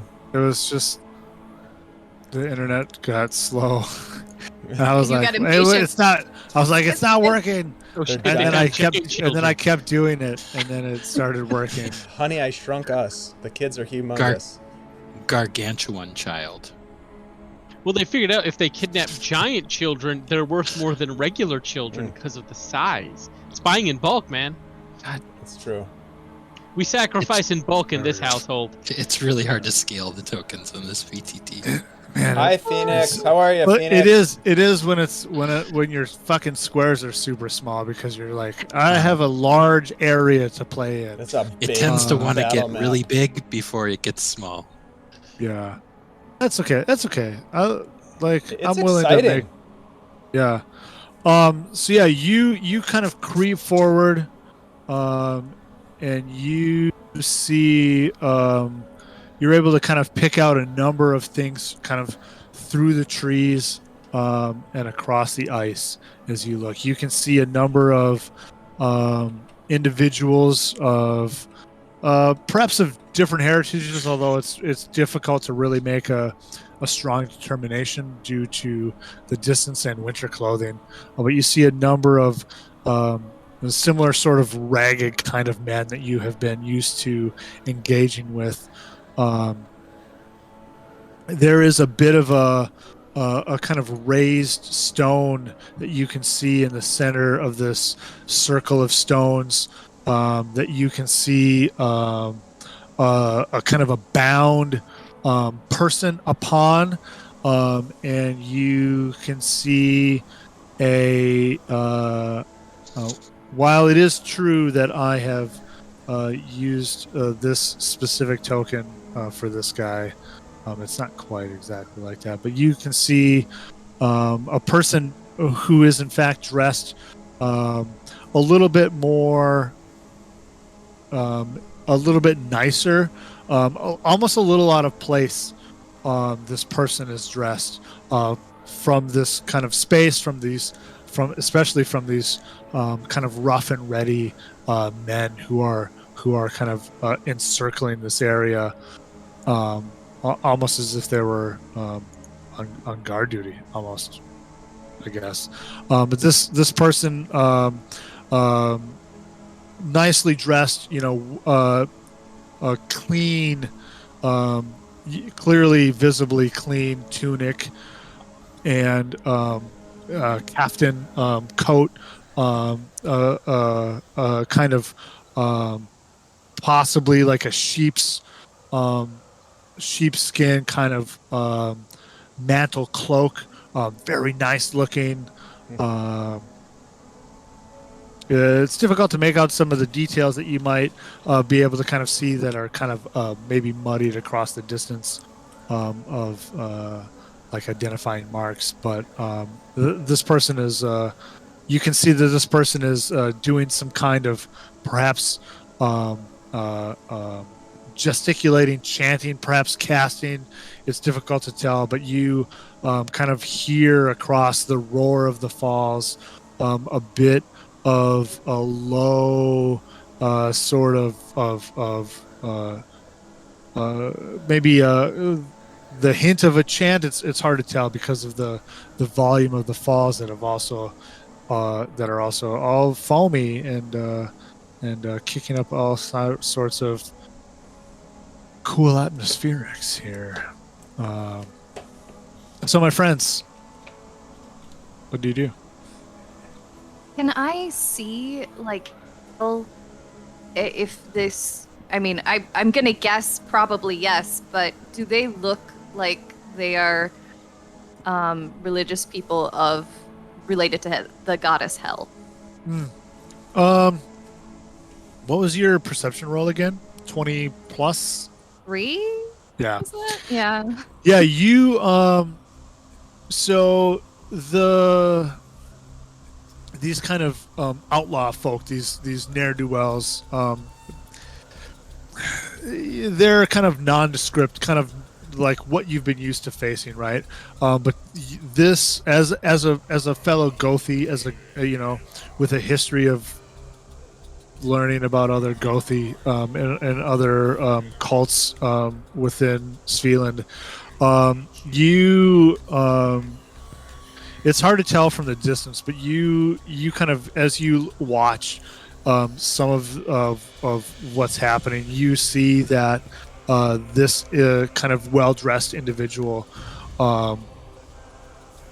at one point raises a kind of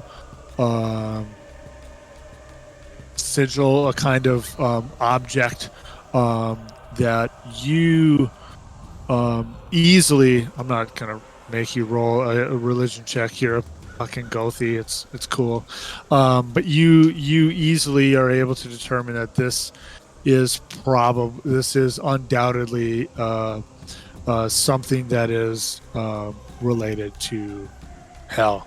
This is some uncool shit. Oh hell no! Oh hell It's cool yes. if you're into hell. Oh hell yes. Vidar, Yes. I believe that this person, and I kind of point and show towards the one main guy. The well-dressed one with the sheepskin cloak and all that. Yeah. Right. I think that they're a servant of Hel. Maybe a Gothi of Hel? They intend to sacrifice this child, as the others have done. I think so. We must stop them. Yes. Well, yes, but we should report back. I will keep an eye on them if you go back to report. All right. Before I go, I would like to just kind of look at a couple of things about, like, where would be the best place to approach if I see any, like, places we could possibly be hidden or, like, sneak up on them, or any observation of, like, guards that are not really paying attention, or, like, have fallen asleep, or, like, let's go get some supper and, like, go off or whatever. Sure. Give me another perception roll as you kind of briefly reassess your situation. Of course. 24. 24. Even better. Yeah, you kind of look over the areas that you can see, which is mostly like kind of where you're at from this kind of I guess northeasterly sort of side, and then kind of the southeast, around to the southeast, around to the, I can't figure out how to ping again, but the right hand side of the screen of the map is really what you're able to see very well. So you can see that while this kind of shelf of ice that's in front of you perhaps offers the safest route. These trees that are in front of you are kind of larger and taller and don't offer a whole lot of necessarily stealth opportunities because their canopy is a little higher up. There's some larger like red and white pines. Around more to the east offers a variety of kind of rock outcrop and tree options where perhaps you would be a little more obscured, but the trail perhaps or the path across the river might be a little more precarious, as it were. Which way is downstream from? Which way is down the Downstream- falls? Yep, Downstream's downstream. the top of the map, or The bottom of the map is downstream. These kind of Oh. clouds. the falls. So we're at the Yep, top of the falls. or below the. Yep, you're at the top of the falls. We're Below at the falls. Top of the falls. Yep. Everything is pulling down, so like the Yes, fact ma'am. that there's not going to be a Yep. lot of stable ice on this, and that's going to be real fast moving. Yep. Yeah, you can definitely see that. The both of you, and really any of you who've paid attention for like the last mile of travel, you're like, the river is moving faster. You know, there's obviously less ice on it. Going into the river wouldn't be great. Rolls would well- allow you to perhaps not go over the falls. Oh, we were sitting on the other side. I was thinking of the stories that she knows of this Kuning stopping point. And it has been a stopping point all seasons for many people. You had rolled. Which means You had rolled really well on that, or whether you had assisted Stieg in a pretty on good roll. on the original history, and then it brought me Yeah. back to the fact that it was a Kuning, that the space was this Kuning point. And from there, I've been trying to figure you- out, because that would make me think that there is a natural way to get there.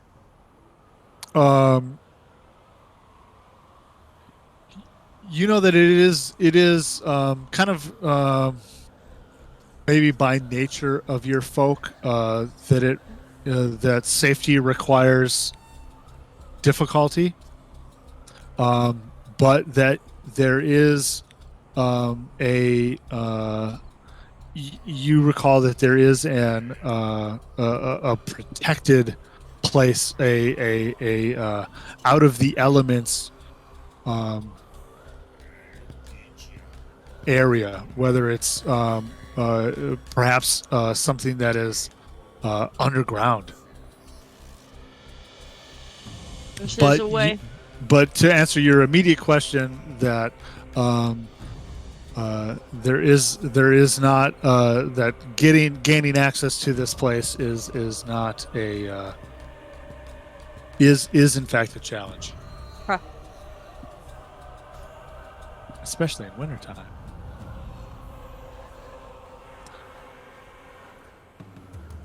Any other questions?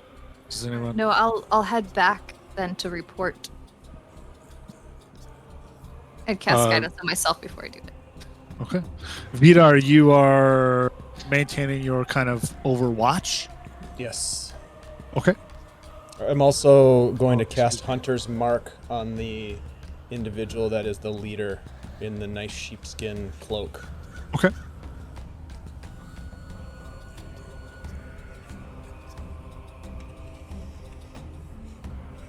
Do I will give magic him an users H. know when they're cast on?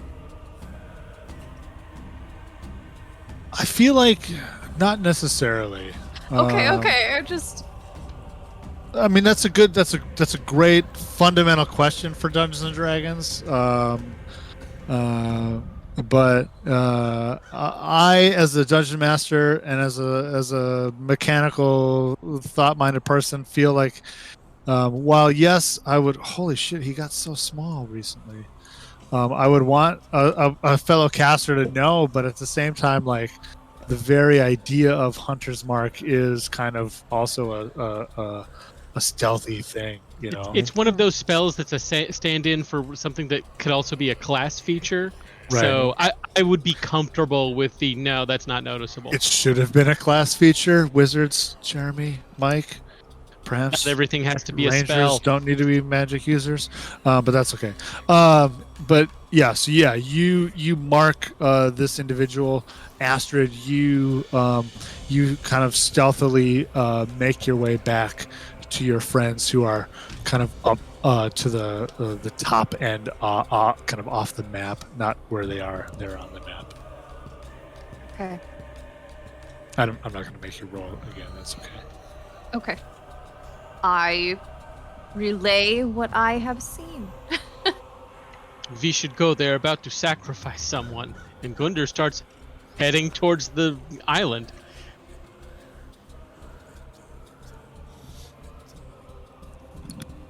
Yeah, it doesn't look like we can wait. Okay. My question to you, my friends, would of course be, given that Astrid has relayed, I would assume, all of the information that I have, of course, expounded upon recently, which path would you like to take? Would you like to take the more safely maneuverable but more obvious path? Or perhaps the more stealthily approachable, but maybe more treacherous path, or find a path that you have not yet discovered. Gunder will go the direct path. The samurai path. I will follow him. Okay. Okay.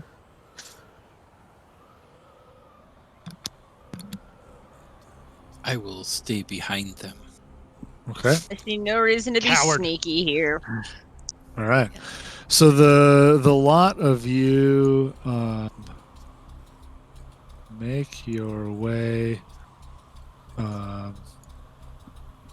from the kind of from the top end of the map path, the direct path. Perhaps some would say more confrontational path, and that's okay. That's the story we're here for. You, Vidar, you. The only thing is, no wait, we all came from that top part, not from the bottom part of the map. Yes. So Yep. It's Yeah. not like we can see those stepping stones across the falls that our tokens were standing by. I mean, you would. She would have seen some of that. Pretty much anything.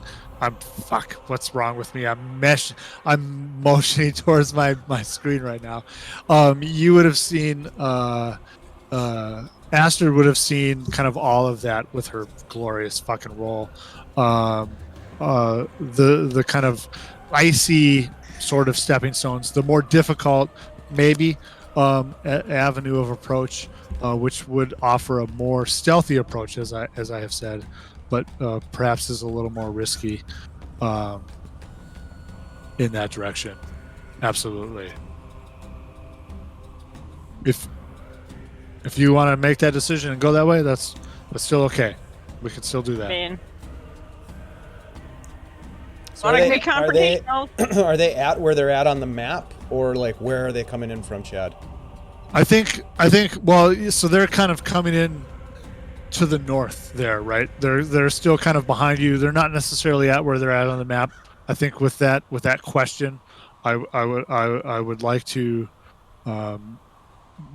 maintain the ability that you can continue to decide if you want to take perhaps a more stealthy but more treacherous approach, or a more obvious but safer of footing approach, or perhaps a two-pronged approach. I mean, those are just the options which exist. That's true. I mean, if Paya wanted to take the secondary way and like come up on the rear of them, we could meet in the middle. So are they coming up behind Vidar where he's at, Chad, or is he sort of alone, coming in a different route from where they are?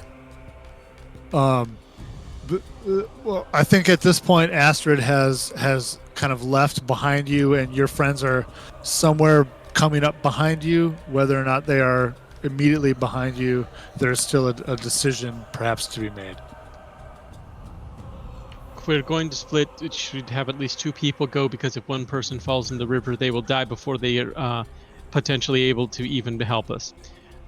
If you want to make that decision, but we are very short on time.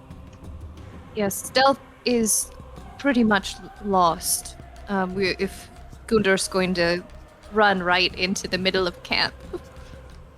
I was not planning on doing that immediately. I was trying to get here and caught up, but He says, Ritual yelling, dagger leaping across killing. the ice. Someone is going to die very shortly if we do not act. Speaking of that, while this conversation is happening, what does Vidar see as he's watching? Yeah, man. You see that these kind of dudes around the edges of the circle they're kind of meandering about, almost maybe a little lazily, but they seem to be kind of watching. Not doing the greatest. Yeah, not doing the greatest at kind of keeping an eye out. But they seem to be kind of walking a perimeter. You can see that this Gothi of Hell is gesticulating. You can see that their mouth is moving, that you can kind of vaguely hear on the edge of your hearing over the falls that there's some kind of chanting going on. You can see kind of through this time, you can see maybe a little bit.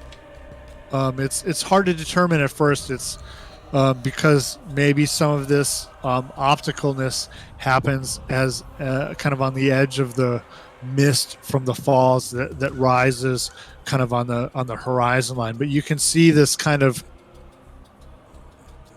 almost mist, this particle dispersion, to use maybe VFX terms, as almost as like gravity kind of reverses as snow particles kind of start to lift up off the ground. And you can see that this area almost inside this stone circle is kind of almost shrouded in almost a kind of a haze as this kind of snow kind of starts to kind of rise up and kind of fill kind of this hazy area, not really rising at this point, maybe to about halfway up the stone that that Tyra is on, that this young lady is on, as you watch. And Pi is just sitting back there looking at this, thinking this is the goddess of hell. I'm like, and ruin everything. Goddess of hell? Goddess of death? She's patient as all get out. She gets us all in the end. No matter what we do, we can't escape her. What? Sacrificing the young for her? She must be disgusted by this. Only men could be this stupid. None of that changes that they're doing it, so we need to go now. But they ain't going to have a goddess on their side at the end of it, so maybe we find a way to bring Hel in and maybe she can stop it? I'm afraid I do not know Hel that well to be able to make that. As hopefully, is this the point where we're coming up behind Vidar? Yeah, what are you all kind of grouping up behind Vidar? Are you going to attempt a two-pronged approach, a different approach? Chad, is the space inside the standing stones filling up with a haze, you said? Is it starting to get to the point where the hunter's marked leader is becoming less visible to us? As if they're obscured or anything? Because if that's the case... Not really obscured, because like I said, it's only maybe about halfway up there's a stone kind of underneath the token that is the girl, right? Okay. So that's maybe only like underneath her. Yep. So it's like waist height. Okay. So this kind of haze is at like waist height, but it is rising, and Yeah. it is kind of growing. Arrow. I think we're gonna have to go. You know what? I'm just gonna fucking run like dash Hell yeah. forward and cast spiritual weapon. And I'm gonna All right. fire. I'm gonna fire an arrow as she does that. Please, my friends, let us take this time to raise our horns to the gods and roll initiative, as all men and women of the earth must do in these Hey, This is a times. sneak attack round, Just, though. Just No, to this refresh is my 5th memory, edition. There's no such thing as sneak attack round. We're just rolling They initiative. might be surprised. Ooh, We'll find Ooh, out. shit. Astrid. Astrid. Astrid gets, Nice. Astrid gets a sneak.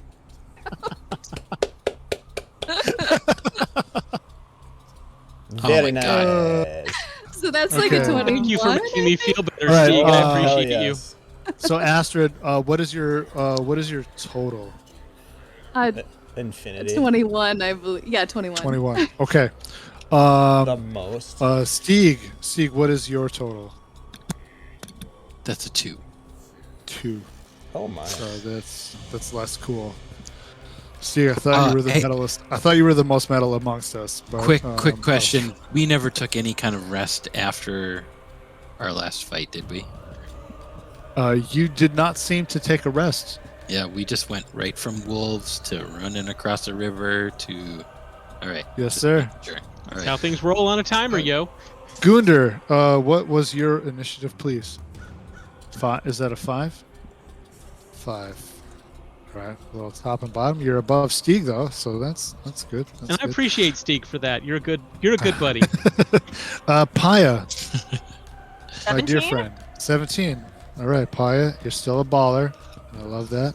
That's great. Vidar, 14. 14. That's 10 last. 10 less than the last time you rolled initiative. Just want you to know that That's because very true. I have that written here on your card. Let me roll initiative. Yeah, that's great. What are my numbers? What my even are stupid numbers? numbers? Yeah, right. In a world where there aren't Romans or Egyptians, what numbers Phoenicians, are we? really. What numbers are we using? Chinese, I believe. God damn, that's a weird. Probably question to base ask. 12? That's Your base yes, 12 probably or based on- exponential. So 1, Yep. 2, 4, 8, 16, and many. I'm Probably gonna- base 12. We're probably counting our knuckles. I go at 7. I love it. That's world building 101. Who determines the numbers? All right, Astrid. The lot of you are perhaps gathered just beyond the tip, the top of the map here. Vidar, you are perhaps perched right here, kind of behind a bit of raised sort of ice.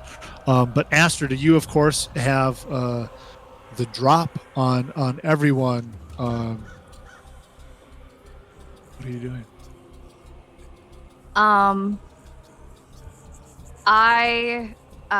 So like I said, I'm gonna double dash forward if possible. I mean, I know like kind of where these front guards are.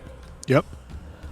So I mean, I don't want to run past them. So All right. So first, since you are I guess- crossing this span of ice, I guess you know what? I don't need to dash if it's if I am where I am.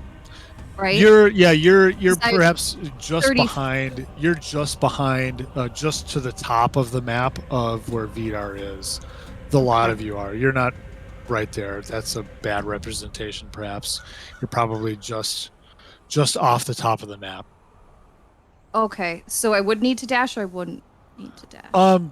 Well, let's see. Okay. I wanna from get Vidar. about- From Vidar, it is 5, 10, 15, 20, How do I- 25, 30. So it's about 30 feet hexes or those squares being about 5 feet. So it's about 30 feet from Vidar to those dudes. To the nearest dude, I should say.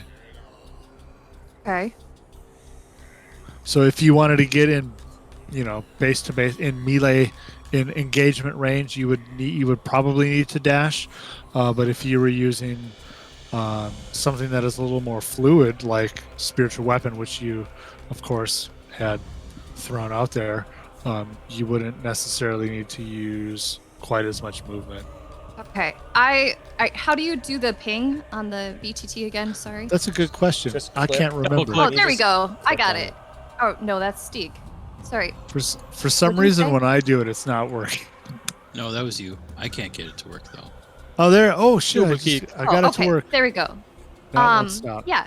So where the orange one was, that is where I would like to end up. And I would like to cast spiritual weapon. And I would like to move it here. You want your spiritual weapon to be there? Yeah, I want to cast it, and I think I get to attack maybe at the same time. Let me double check this.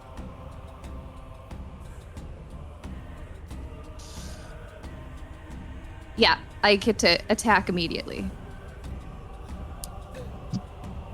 All right. So yeah, move yourself to the Okay. extent. I would like to be here, and I would like to. I think Is- you is can that probably calm get to a little my bit. Maybe you get to there. okay. A little, not quite to that guy, because you have to cross a little bit of distance before you quite get to Vidar. But you're able to cast your spiritual weapon. With To the that. dash. Oh, with the dash, you're good. Yeah. Okay. You're good. So Just- yeah, double dash, attack with spiritual weapon. You see this shining blue sword that is larger than a sword should be appear in the air, probably like 5 feet away from, or no, I'll say like I can cast 30 feet. So right next to that, the main god, or sorry, not god, Gothi, and just slash down at him. Okay. Nice. Show me. Melee spell attack,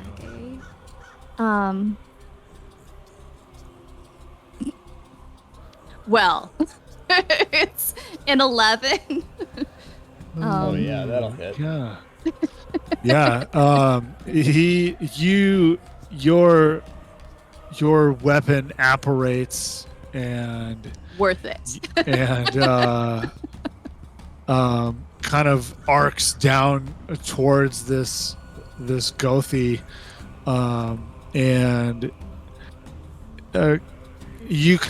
you're able to see enough because of your kind of vantage point now, that even amongst his kind of chanting and casting of whatever this ritual is that he is in the middle of, you see him kind of like, he kind of does the like eye flicker, like, oh shit, and moves kind of within and maintaining his casting, and your strike goes wide. All right. And that's all I can do because I dashed. Is she actually more under the tree right now? Nope, she dashed. Oh, that was her. She oh, dashed. okay. All right, So sorry. she I wanted double to moved. try to hit him before he could do anything, and I Yeah. missed. It's a good impulse. Paya. So Paya, you're kind of off just to the north, just to the top of the screen of Vidar, maybe a square or two above where Vidar is, where there are squares above Vidar. Okay. So I move in, be about 60 feet away from spiritual weapon and the casting dude. So 5, 10, 15, 20, 25, 30, 35, 40. So pretty much right next to Vidar. Maybe not in a place where I'm going to get in the way, where I have some sort of line of sight if necessary. And need that dude to make a wisdom saving throw. Which dude again? Sorry. The caster. Okay. A wisdom saving throw. Yep. What's my spell Caster. DC again? Caster. Here's my spell DC. Should look that up and remember what that is. Oh wait, it's on this sheet. I'm gonna guess the 17 plus. 17 saves. Yeah. He if it was a thing where he saves for half damage, he might take half damage. If it was a sort of thing where he saves for no damage, he saves for no damage. Yeah, Is it a cantrip or Is a it leveled anything- spell? it's a leveled spell. What'd you Damn. Level cast? 2 spell. I cast Phantasmal Force. Ooh. Dirty It dog. looks like he saved. Does that have an effect on a save? On a failed save. Ooh. A failed save, you create still create the phantasmal object, creature, or other visible phenomenon that is perceivable for the duration. The spell has no effect on undead or constructs. So, he still gets to see it. Cool. Yep. So, no So you bigger create some than a sort of 10-foot cube. I create one of the hellhounds that we fought, but a giant one that is 10 feet tall, standing over the girl, protecting her, growling at him. Hell is not having this. And remind me again what happens on a save? On a failed save, I still Yeah. create an... Oh, not as a failed save. Nope. On a saved object... Or wait, if... I don't think anything actually happens. On a success. I don't think anything happens. Yep. If the DC Okay. is succeeded, the target realizes that the phantasm is an illusion and the spell ends. Okay.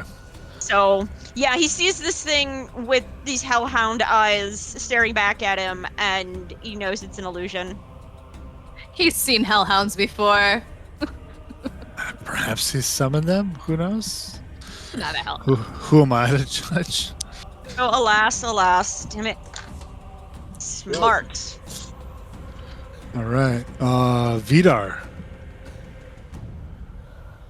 I will fire a arrow from my yew bow at the spellcaster that I have Hunter's Mark on. Okay. And I'm going to use one of my advantages to do so. It's going to be a 26 to hit. Absolutely. It's going to be 16 piercing damage. Damn. And I am also going to... he is now my favored foe as well. Okay. Fuck it.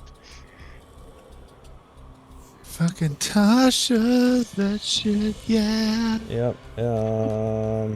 Nice. When I hit with an attack roll, they're marked as my favored foe. Every time I do damage to the marked target, I deal an extra d4. Does that happen right away, or is that like the next time I hit him? Probably the next time. That's what I think. Because yeah. you make him your favorite foe with the, in with the relation strike. to this. Yep. Okay. Yeah. Cool. Okay. And I will then move forward as well to just underneath the tree canopy. Okay. If I could have both you and Astrid, Astrid moved. We kind of got ahead of ourselves.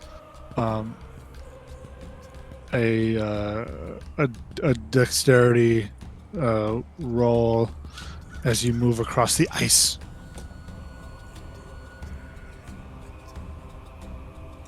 I would like to use my advantage, Okay. if I may. I would. Yep. I'm gonna use mine as well. There we go. 19. Yeah, that's an 11. Okay. You, the both of you are able to cross that distance with no ill effect. Sweet. Sounds good. That I'm gonna. So I'm do gonna want to point out get. that there is an ill effect of moving across distances of ice. I'm gonna get about right there. Okay. And I will also, Iceland will fly in to sort of distract the spellcaster as best she can and maybe provide a help action for the next attacker. All right, Gunder, my friend. Well, we'll start with Dance Macabre. So, wait. I Sounds thought I was playing cool. Theo for a second. Wait, that's an ability that Theo has? Nothing you need to worry about, buddy. So we'll wait. start here. Action cast heroism, so he kind of gets the Oh, yeah. as popularized in Thor Ragnarok, just kind of the sparkles. To start giving him temporary hit points, and It's then like glitter, basically. 5, 10, 15, and it's gonna end up. The Odin sleep. Oh God, the Odin sleep comes later. It's action. That's move. Bonus action. That is all I have. How did that go again? Bonus action. That's all I have. You just All let right, out, you solid. let her rip. All right. It's my turn. It's a cleanser. My turn. My turn. These outlaw dudes, of course, as you approach the sort of less obscured way, and as you do so aggressively, they take note of your approach and move to intersect. So this guy, I'm going to do all my moves before I do my attacks. Got moves like Jagger. I got moves like Jaeger, like Hunter. Like Jaeger. Not like, you know what I mean. So 5, 10, 15, 20, 25. Yeah, you know what? He probably would go. Yep, that way. Yep. Yep, this guy goes for the owl. This guy's gonna go right Don't you touch that fucking hawk, bro. here. Did you He's did you copy that guy? It looks like you dragged another one onto the screen. Oh shit! 1, 2, 3, 4, 5, 6, 7. Nope, I started with 7. Oh, okay. Sorry. Nice try, Steve. Are you sure you had that many? There's like 3 too many on there, I think. No, you're quite confusing me. Let's see, 5, 10, 15, 20. I have no 25, advantages left, guys. 30, None. Chat. 5, 10, Talking to you. 15, 20, Suboptimal. 30. Well, I used them all kicking ass, so. 20. Oh, You all thank you. getting us here. Thank you, Kai Whimsy. I appreciate your Hi, love. Whimsy. What? What? He's helping. You're a dead man, Kurt. All right, these boys. Let's see. I'm gonna start with this guy down here attacking Iceland. He is going to attempt to throw a javelin at this owl. Oh shit. He's like, "Hi, there's this owl harrowing my friend here, this person." So I'm gonna throw into melee at a small target. Exactly. Does a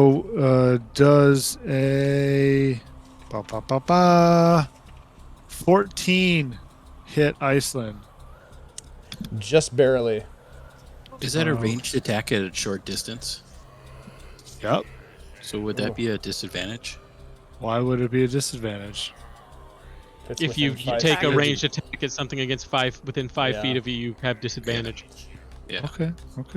And just to sort of balance that out, Kai Whimsy just gave all the players an advantage. What? Another Yay, one? Thank you. Yeah. All right. Well, I'll roll disadvantage. Does a 13 hit? 13 just hits. Okay. Um,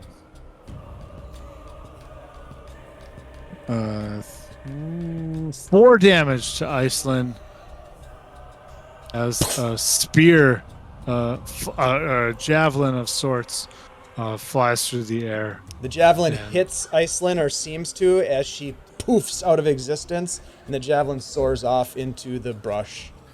There is a scattering of feathers, perhaps a pellet of a mouse or frog falls. Probably not a frog. It's wintertime, but a mouse falls out as well.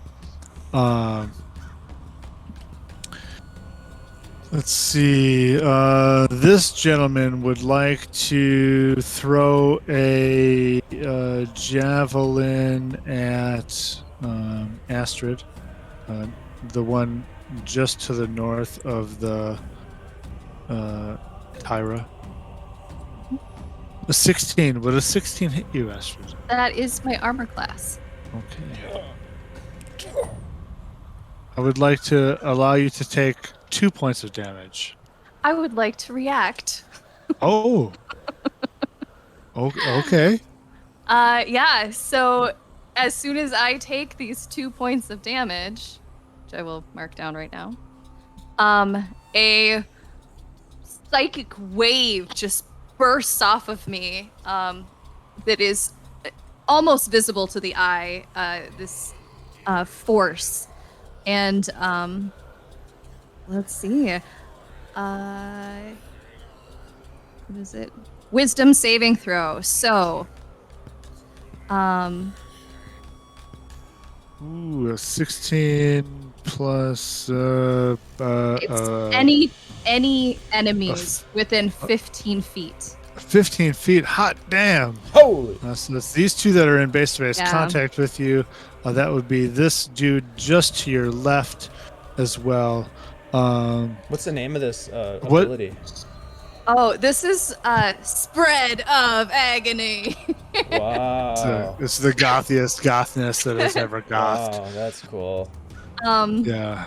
Yeah. If you're I mean, watching Her Tales skin of grows Jasmine, pale. She suddenly perhaps has your heavy next black character makeup on her should be- face. should be a mean cleric. So much angst.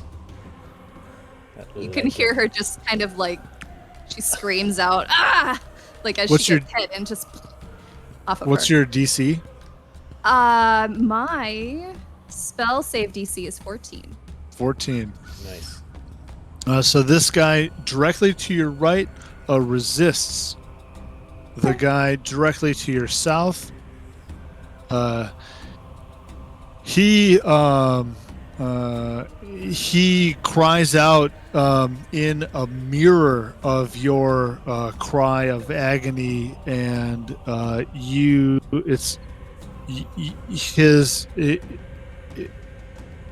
he dies. Oh, Yeah. Bye-bye. So he didn't- crumples- He he didn't crumples to even. the- I rolled and he rolled really bad. Oh, okay. Yeah. So, all right.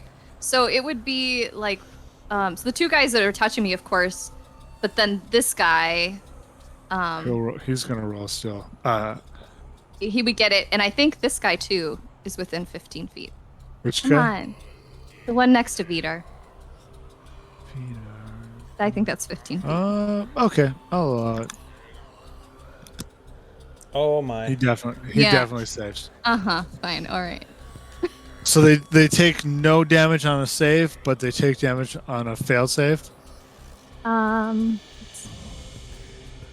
no, actually, on a failed save, creatures take 1d4 psychic damage. Okay. Give well, me. no, failed save. So they have to. They have to make the save to not take damage. They have to fail the Correct. save to take damage. Correct. So the gentleman who fails his save, I guess the cat's out of the bag. You don't need to roll. He dies.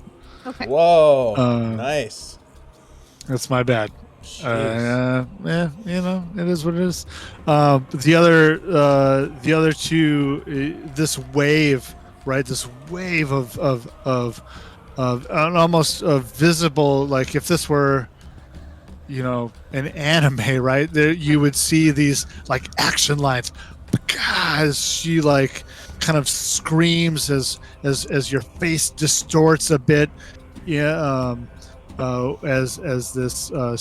this javelin penetrates your body, and this concussive blast from that lays low this outlaw to your south, to the down of you, but the others kind of raise their fists in a defensive maneuver and sustain themselves. Okay. Epic, very That was good. cool. That was really cool. So that was one dude. That was this guy just right there. But that guy's dead. I've now attacked 5 people and missed 4 of them. The blood But you to splatter. die. Yeah. The feller to your right, he is going to raise his axe high and bring it down upon your noggin. For a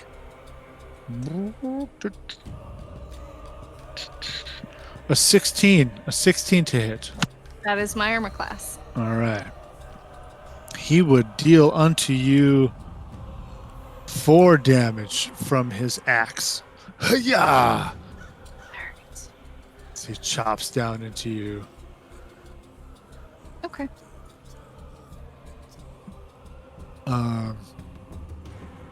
The feller to your left, to the left-hand side of the screen, that also saved against your agony. He will make an attack against you, but he will fail wildly as he throws a javelin of his own, and it maybe thwangs into the tree kind of behind you. Vidar, there is a gentleman directly next to you. He takes unkindly to the closeness to which you have brought him, and he would like to deal unto you 13 to hit. Misses. Some dudes are so afraid of intimacy. I'll dip out of the way as he Yeah, swings. you duck out of the way of his axe, as a javelin streaks across the distance between this other guy just to the north of that standing stone and Gunder. But I'm guessing a 10 will not, in fact, hit any one of you. That just gets caught in the fucking trees above him. Even Stieg would not be assailed by a 10.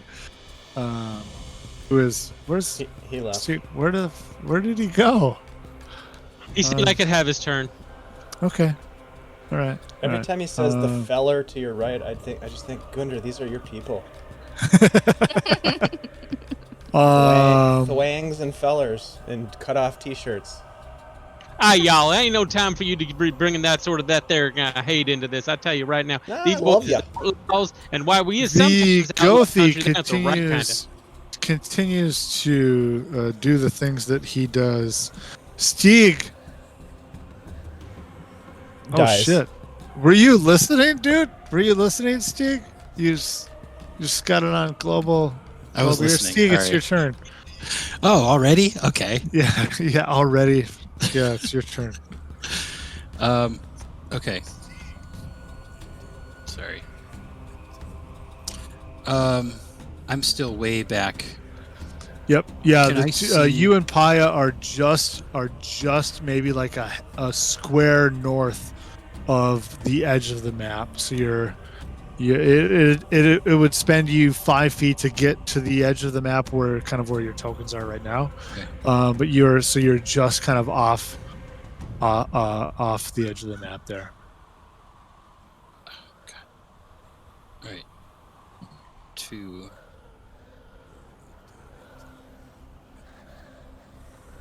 Please If I roll a move dex. to here, can I see the caster, or the guy that's kind of trying to lead the sacrifice? Can I see You that from here? You can, but of course, the crossing is treacherous. So if you would please roll a dexterity check for me, that would be wonderful.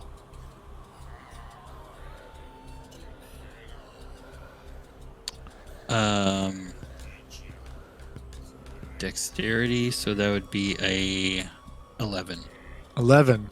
You step forth to cross this distance, perhaps a rune upon your lips, the components at your fingertips, but they are strangely suspended above you as you dip down into the river, the ice cracking beneath your very feet. And I'm gonna go ahead and I would give you 1 point of cold damage. Okay.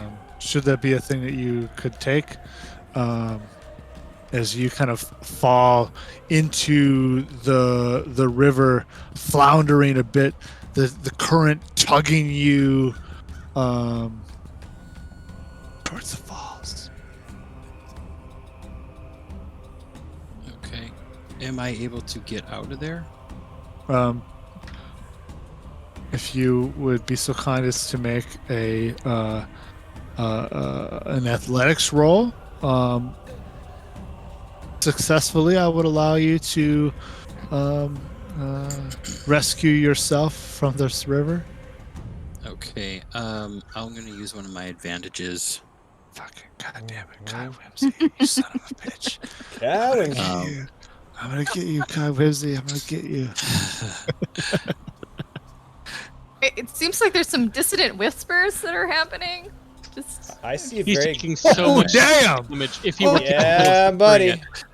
That's Alright. what I'm talking about. Didn't really Steve, need it. you. There we go. You fall and you fall into the river, and it is a shocking cold, not unlike what you have felt before mere hours earlier as you stepped one leg into the river.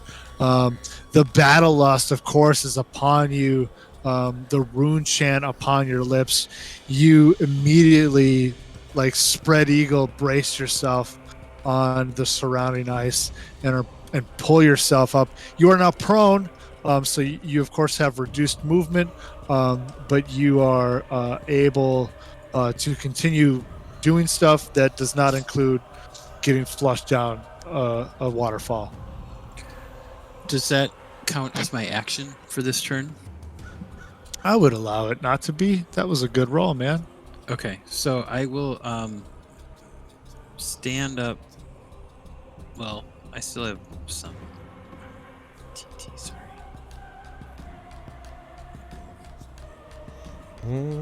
Can I see the caster guy from here? Absolutely. Yeah. It's yeah.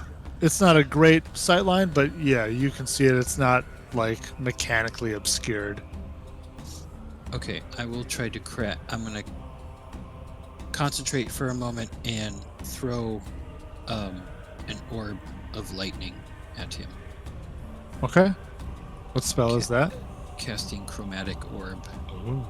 at first level. That's an attack roll spell Uh, or a saving throw range spell? range spell attack.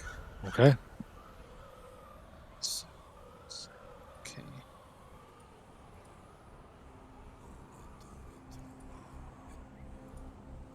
Oh, Jesus. You Is it too late to use another advantage? do you have another advantage? Yes, I do. Then please, All if right. you so desire, All right. perhaps Odin is with you, my friend. Um, All right. So that's 13 plus 5 would be 18 to hit. yeah, you channel this runic energy, and the element of lightning, of thunder, kind of crackles between your hands, and you cast out towards this spellcaster, this Gothi, this chanter, this sacrificer, and a part of your mind sees that you have in fact hit the standing stone to his left, but another part of your mind sees a spear reach out and almost guide, as an adult would guide the ball of their child across a pond that was kind of tossed lazily, and Odin guides your bolt across to your target. Please roll damage for me. Nice. All right. 3. So it's 3d8. God damn, that's a good amount of damage. 7. Ooh. 15 lightning Nice. damage. Nice. All right. More And that advantage will for do you, it. Gunder. That will do it for Steeg's turn. Okay. I guess so. That brings us to the end of the round, and of course, that also brings us to the end of today's gaming session. The end of this episode of Midwinter Keening. Holy shit balls! This is some crazy stuff right now. This is fantastic. I love it. You guys are doing some dope stuff. That was a fantastic use of advantage, my friend. That was really good.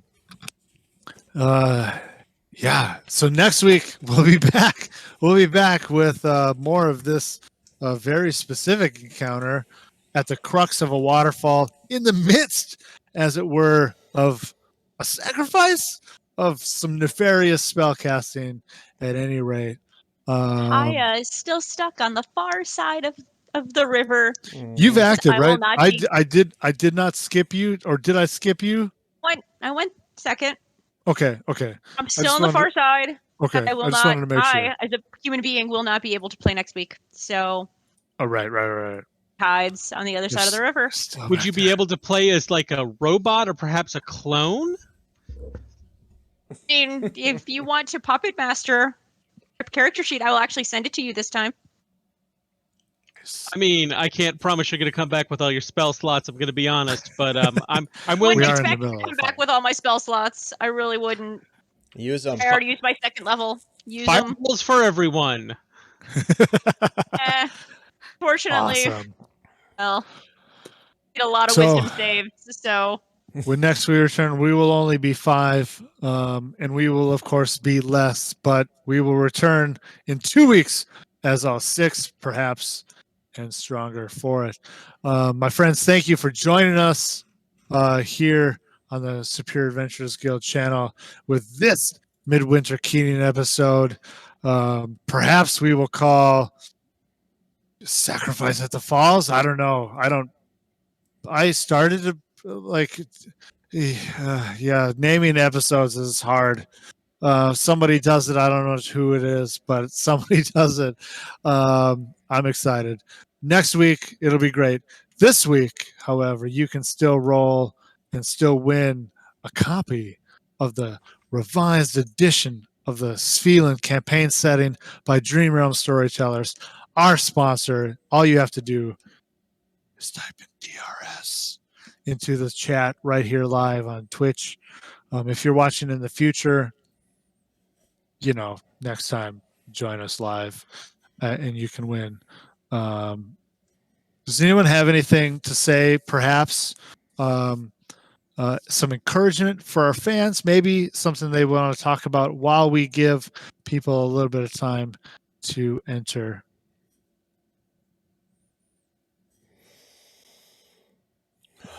I see that. No Steve- shit there, Vivar. Steve Good is luck. like, 3 Frisian ships coming from the south. We came I- about upon their got bow, nothing. and I looked to Gunder, and I went, "Do you think we can handle it?" And Gunder looked at me and said, "Damn, I reckon." I never understood what Southern Svilland was until that day. There you go. there you have it, folks. There you have it. Oh, wow. Anyway, all right. Well, hey, if you've been here, you've had time. If you haven't been here, too bad. Join us next week where maybe you'll win. Let's do a roll. Astrid, you're our number one roll counter downer. Please counter downer for us. I went to college for counting down. Counting down. You do it well. 5, 4, 3, 2, 1, and go. Who is it? Who is it? Phantom, New Jersey. All right. Phantom, really? It's a new Heyo. person? Phantom, New Jersey. Congrats. You're a new Real person. person. You've never won before. That's a goddamn miracle. That's huge. That's huge If for you've us. watched our shows before, you know that it's like 4 people who win. That's fantastic. Please send us a message in the chat or just say, hey, I'm here. And we will send you a message, and which will result in you getting a PDF. It'll be great. Any of you, my friends, who are playing with me, who are watching live on Twitch, is there anyone that we need to raid right now? Is there somebody you see that may have a weakness that we can exploit? Hey, I see that there's that Lord Gazumba fella we've been talking about. Oh, Kazumba. That's always good. That's always good. Nat 30s could probably use some love. The net 30s. 20 sides Brilliant. to every story is also up. Okay. we've I've rated made a all lot of of them, decisions haven't so far. They're playing video games. Gazumba's actually got some RPG content going. Okay. Does anybody else have RPG content going? Onyx Path is live, but that's a very different game. Hey, it's okay if it's a different game. We tried to rate a different game yesterday and it didn't work. I think it's Actually, Gazumba. Let's do Gazumba. All right. I'm down with Gazumba. All right. Again, hey, my friends, thank you for joining us. I appreciate it. My friends who are playing with me appreciate it. I appreciate everyone who is here because, of course, you let me play D&D live on Twitch. That's so stupid for me to say that. Here we are. I'm excited. I love playing every week. Amanda, I'm going to miss you next week.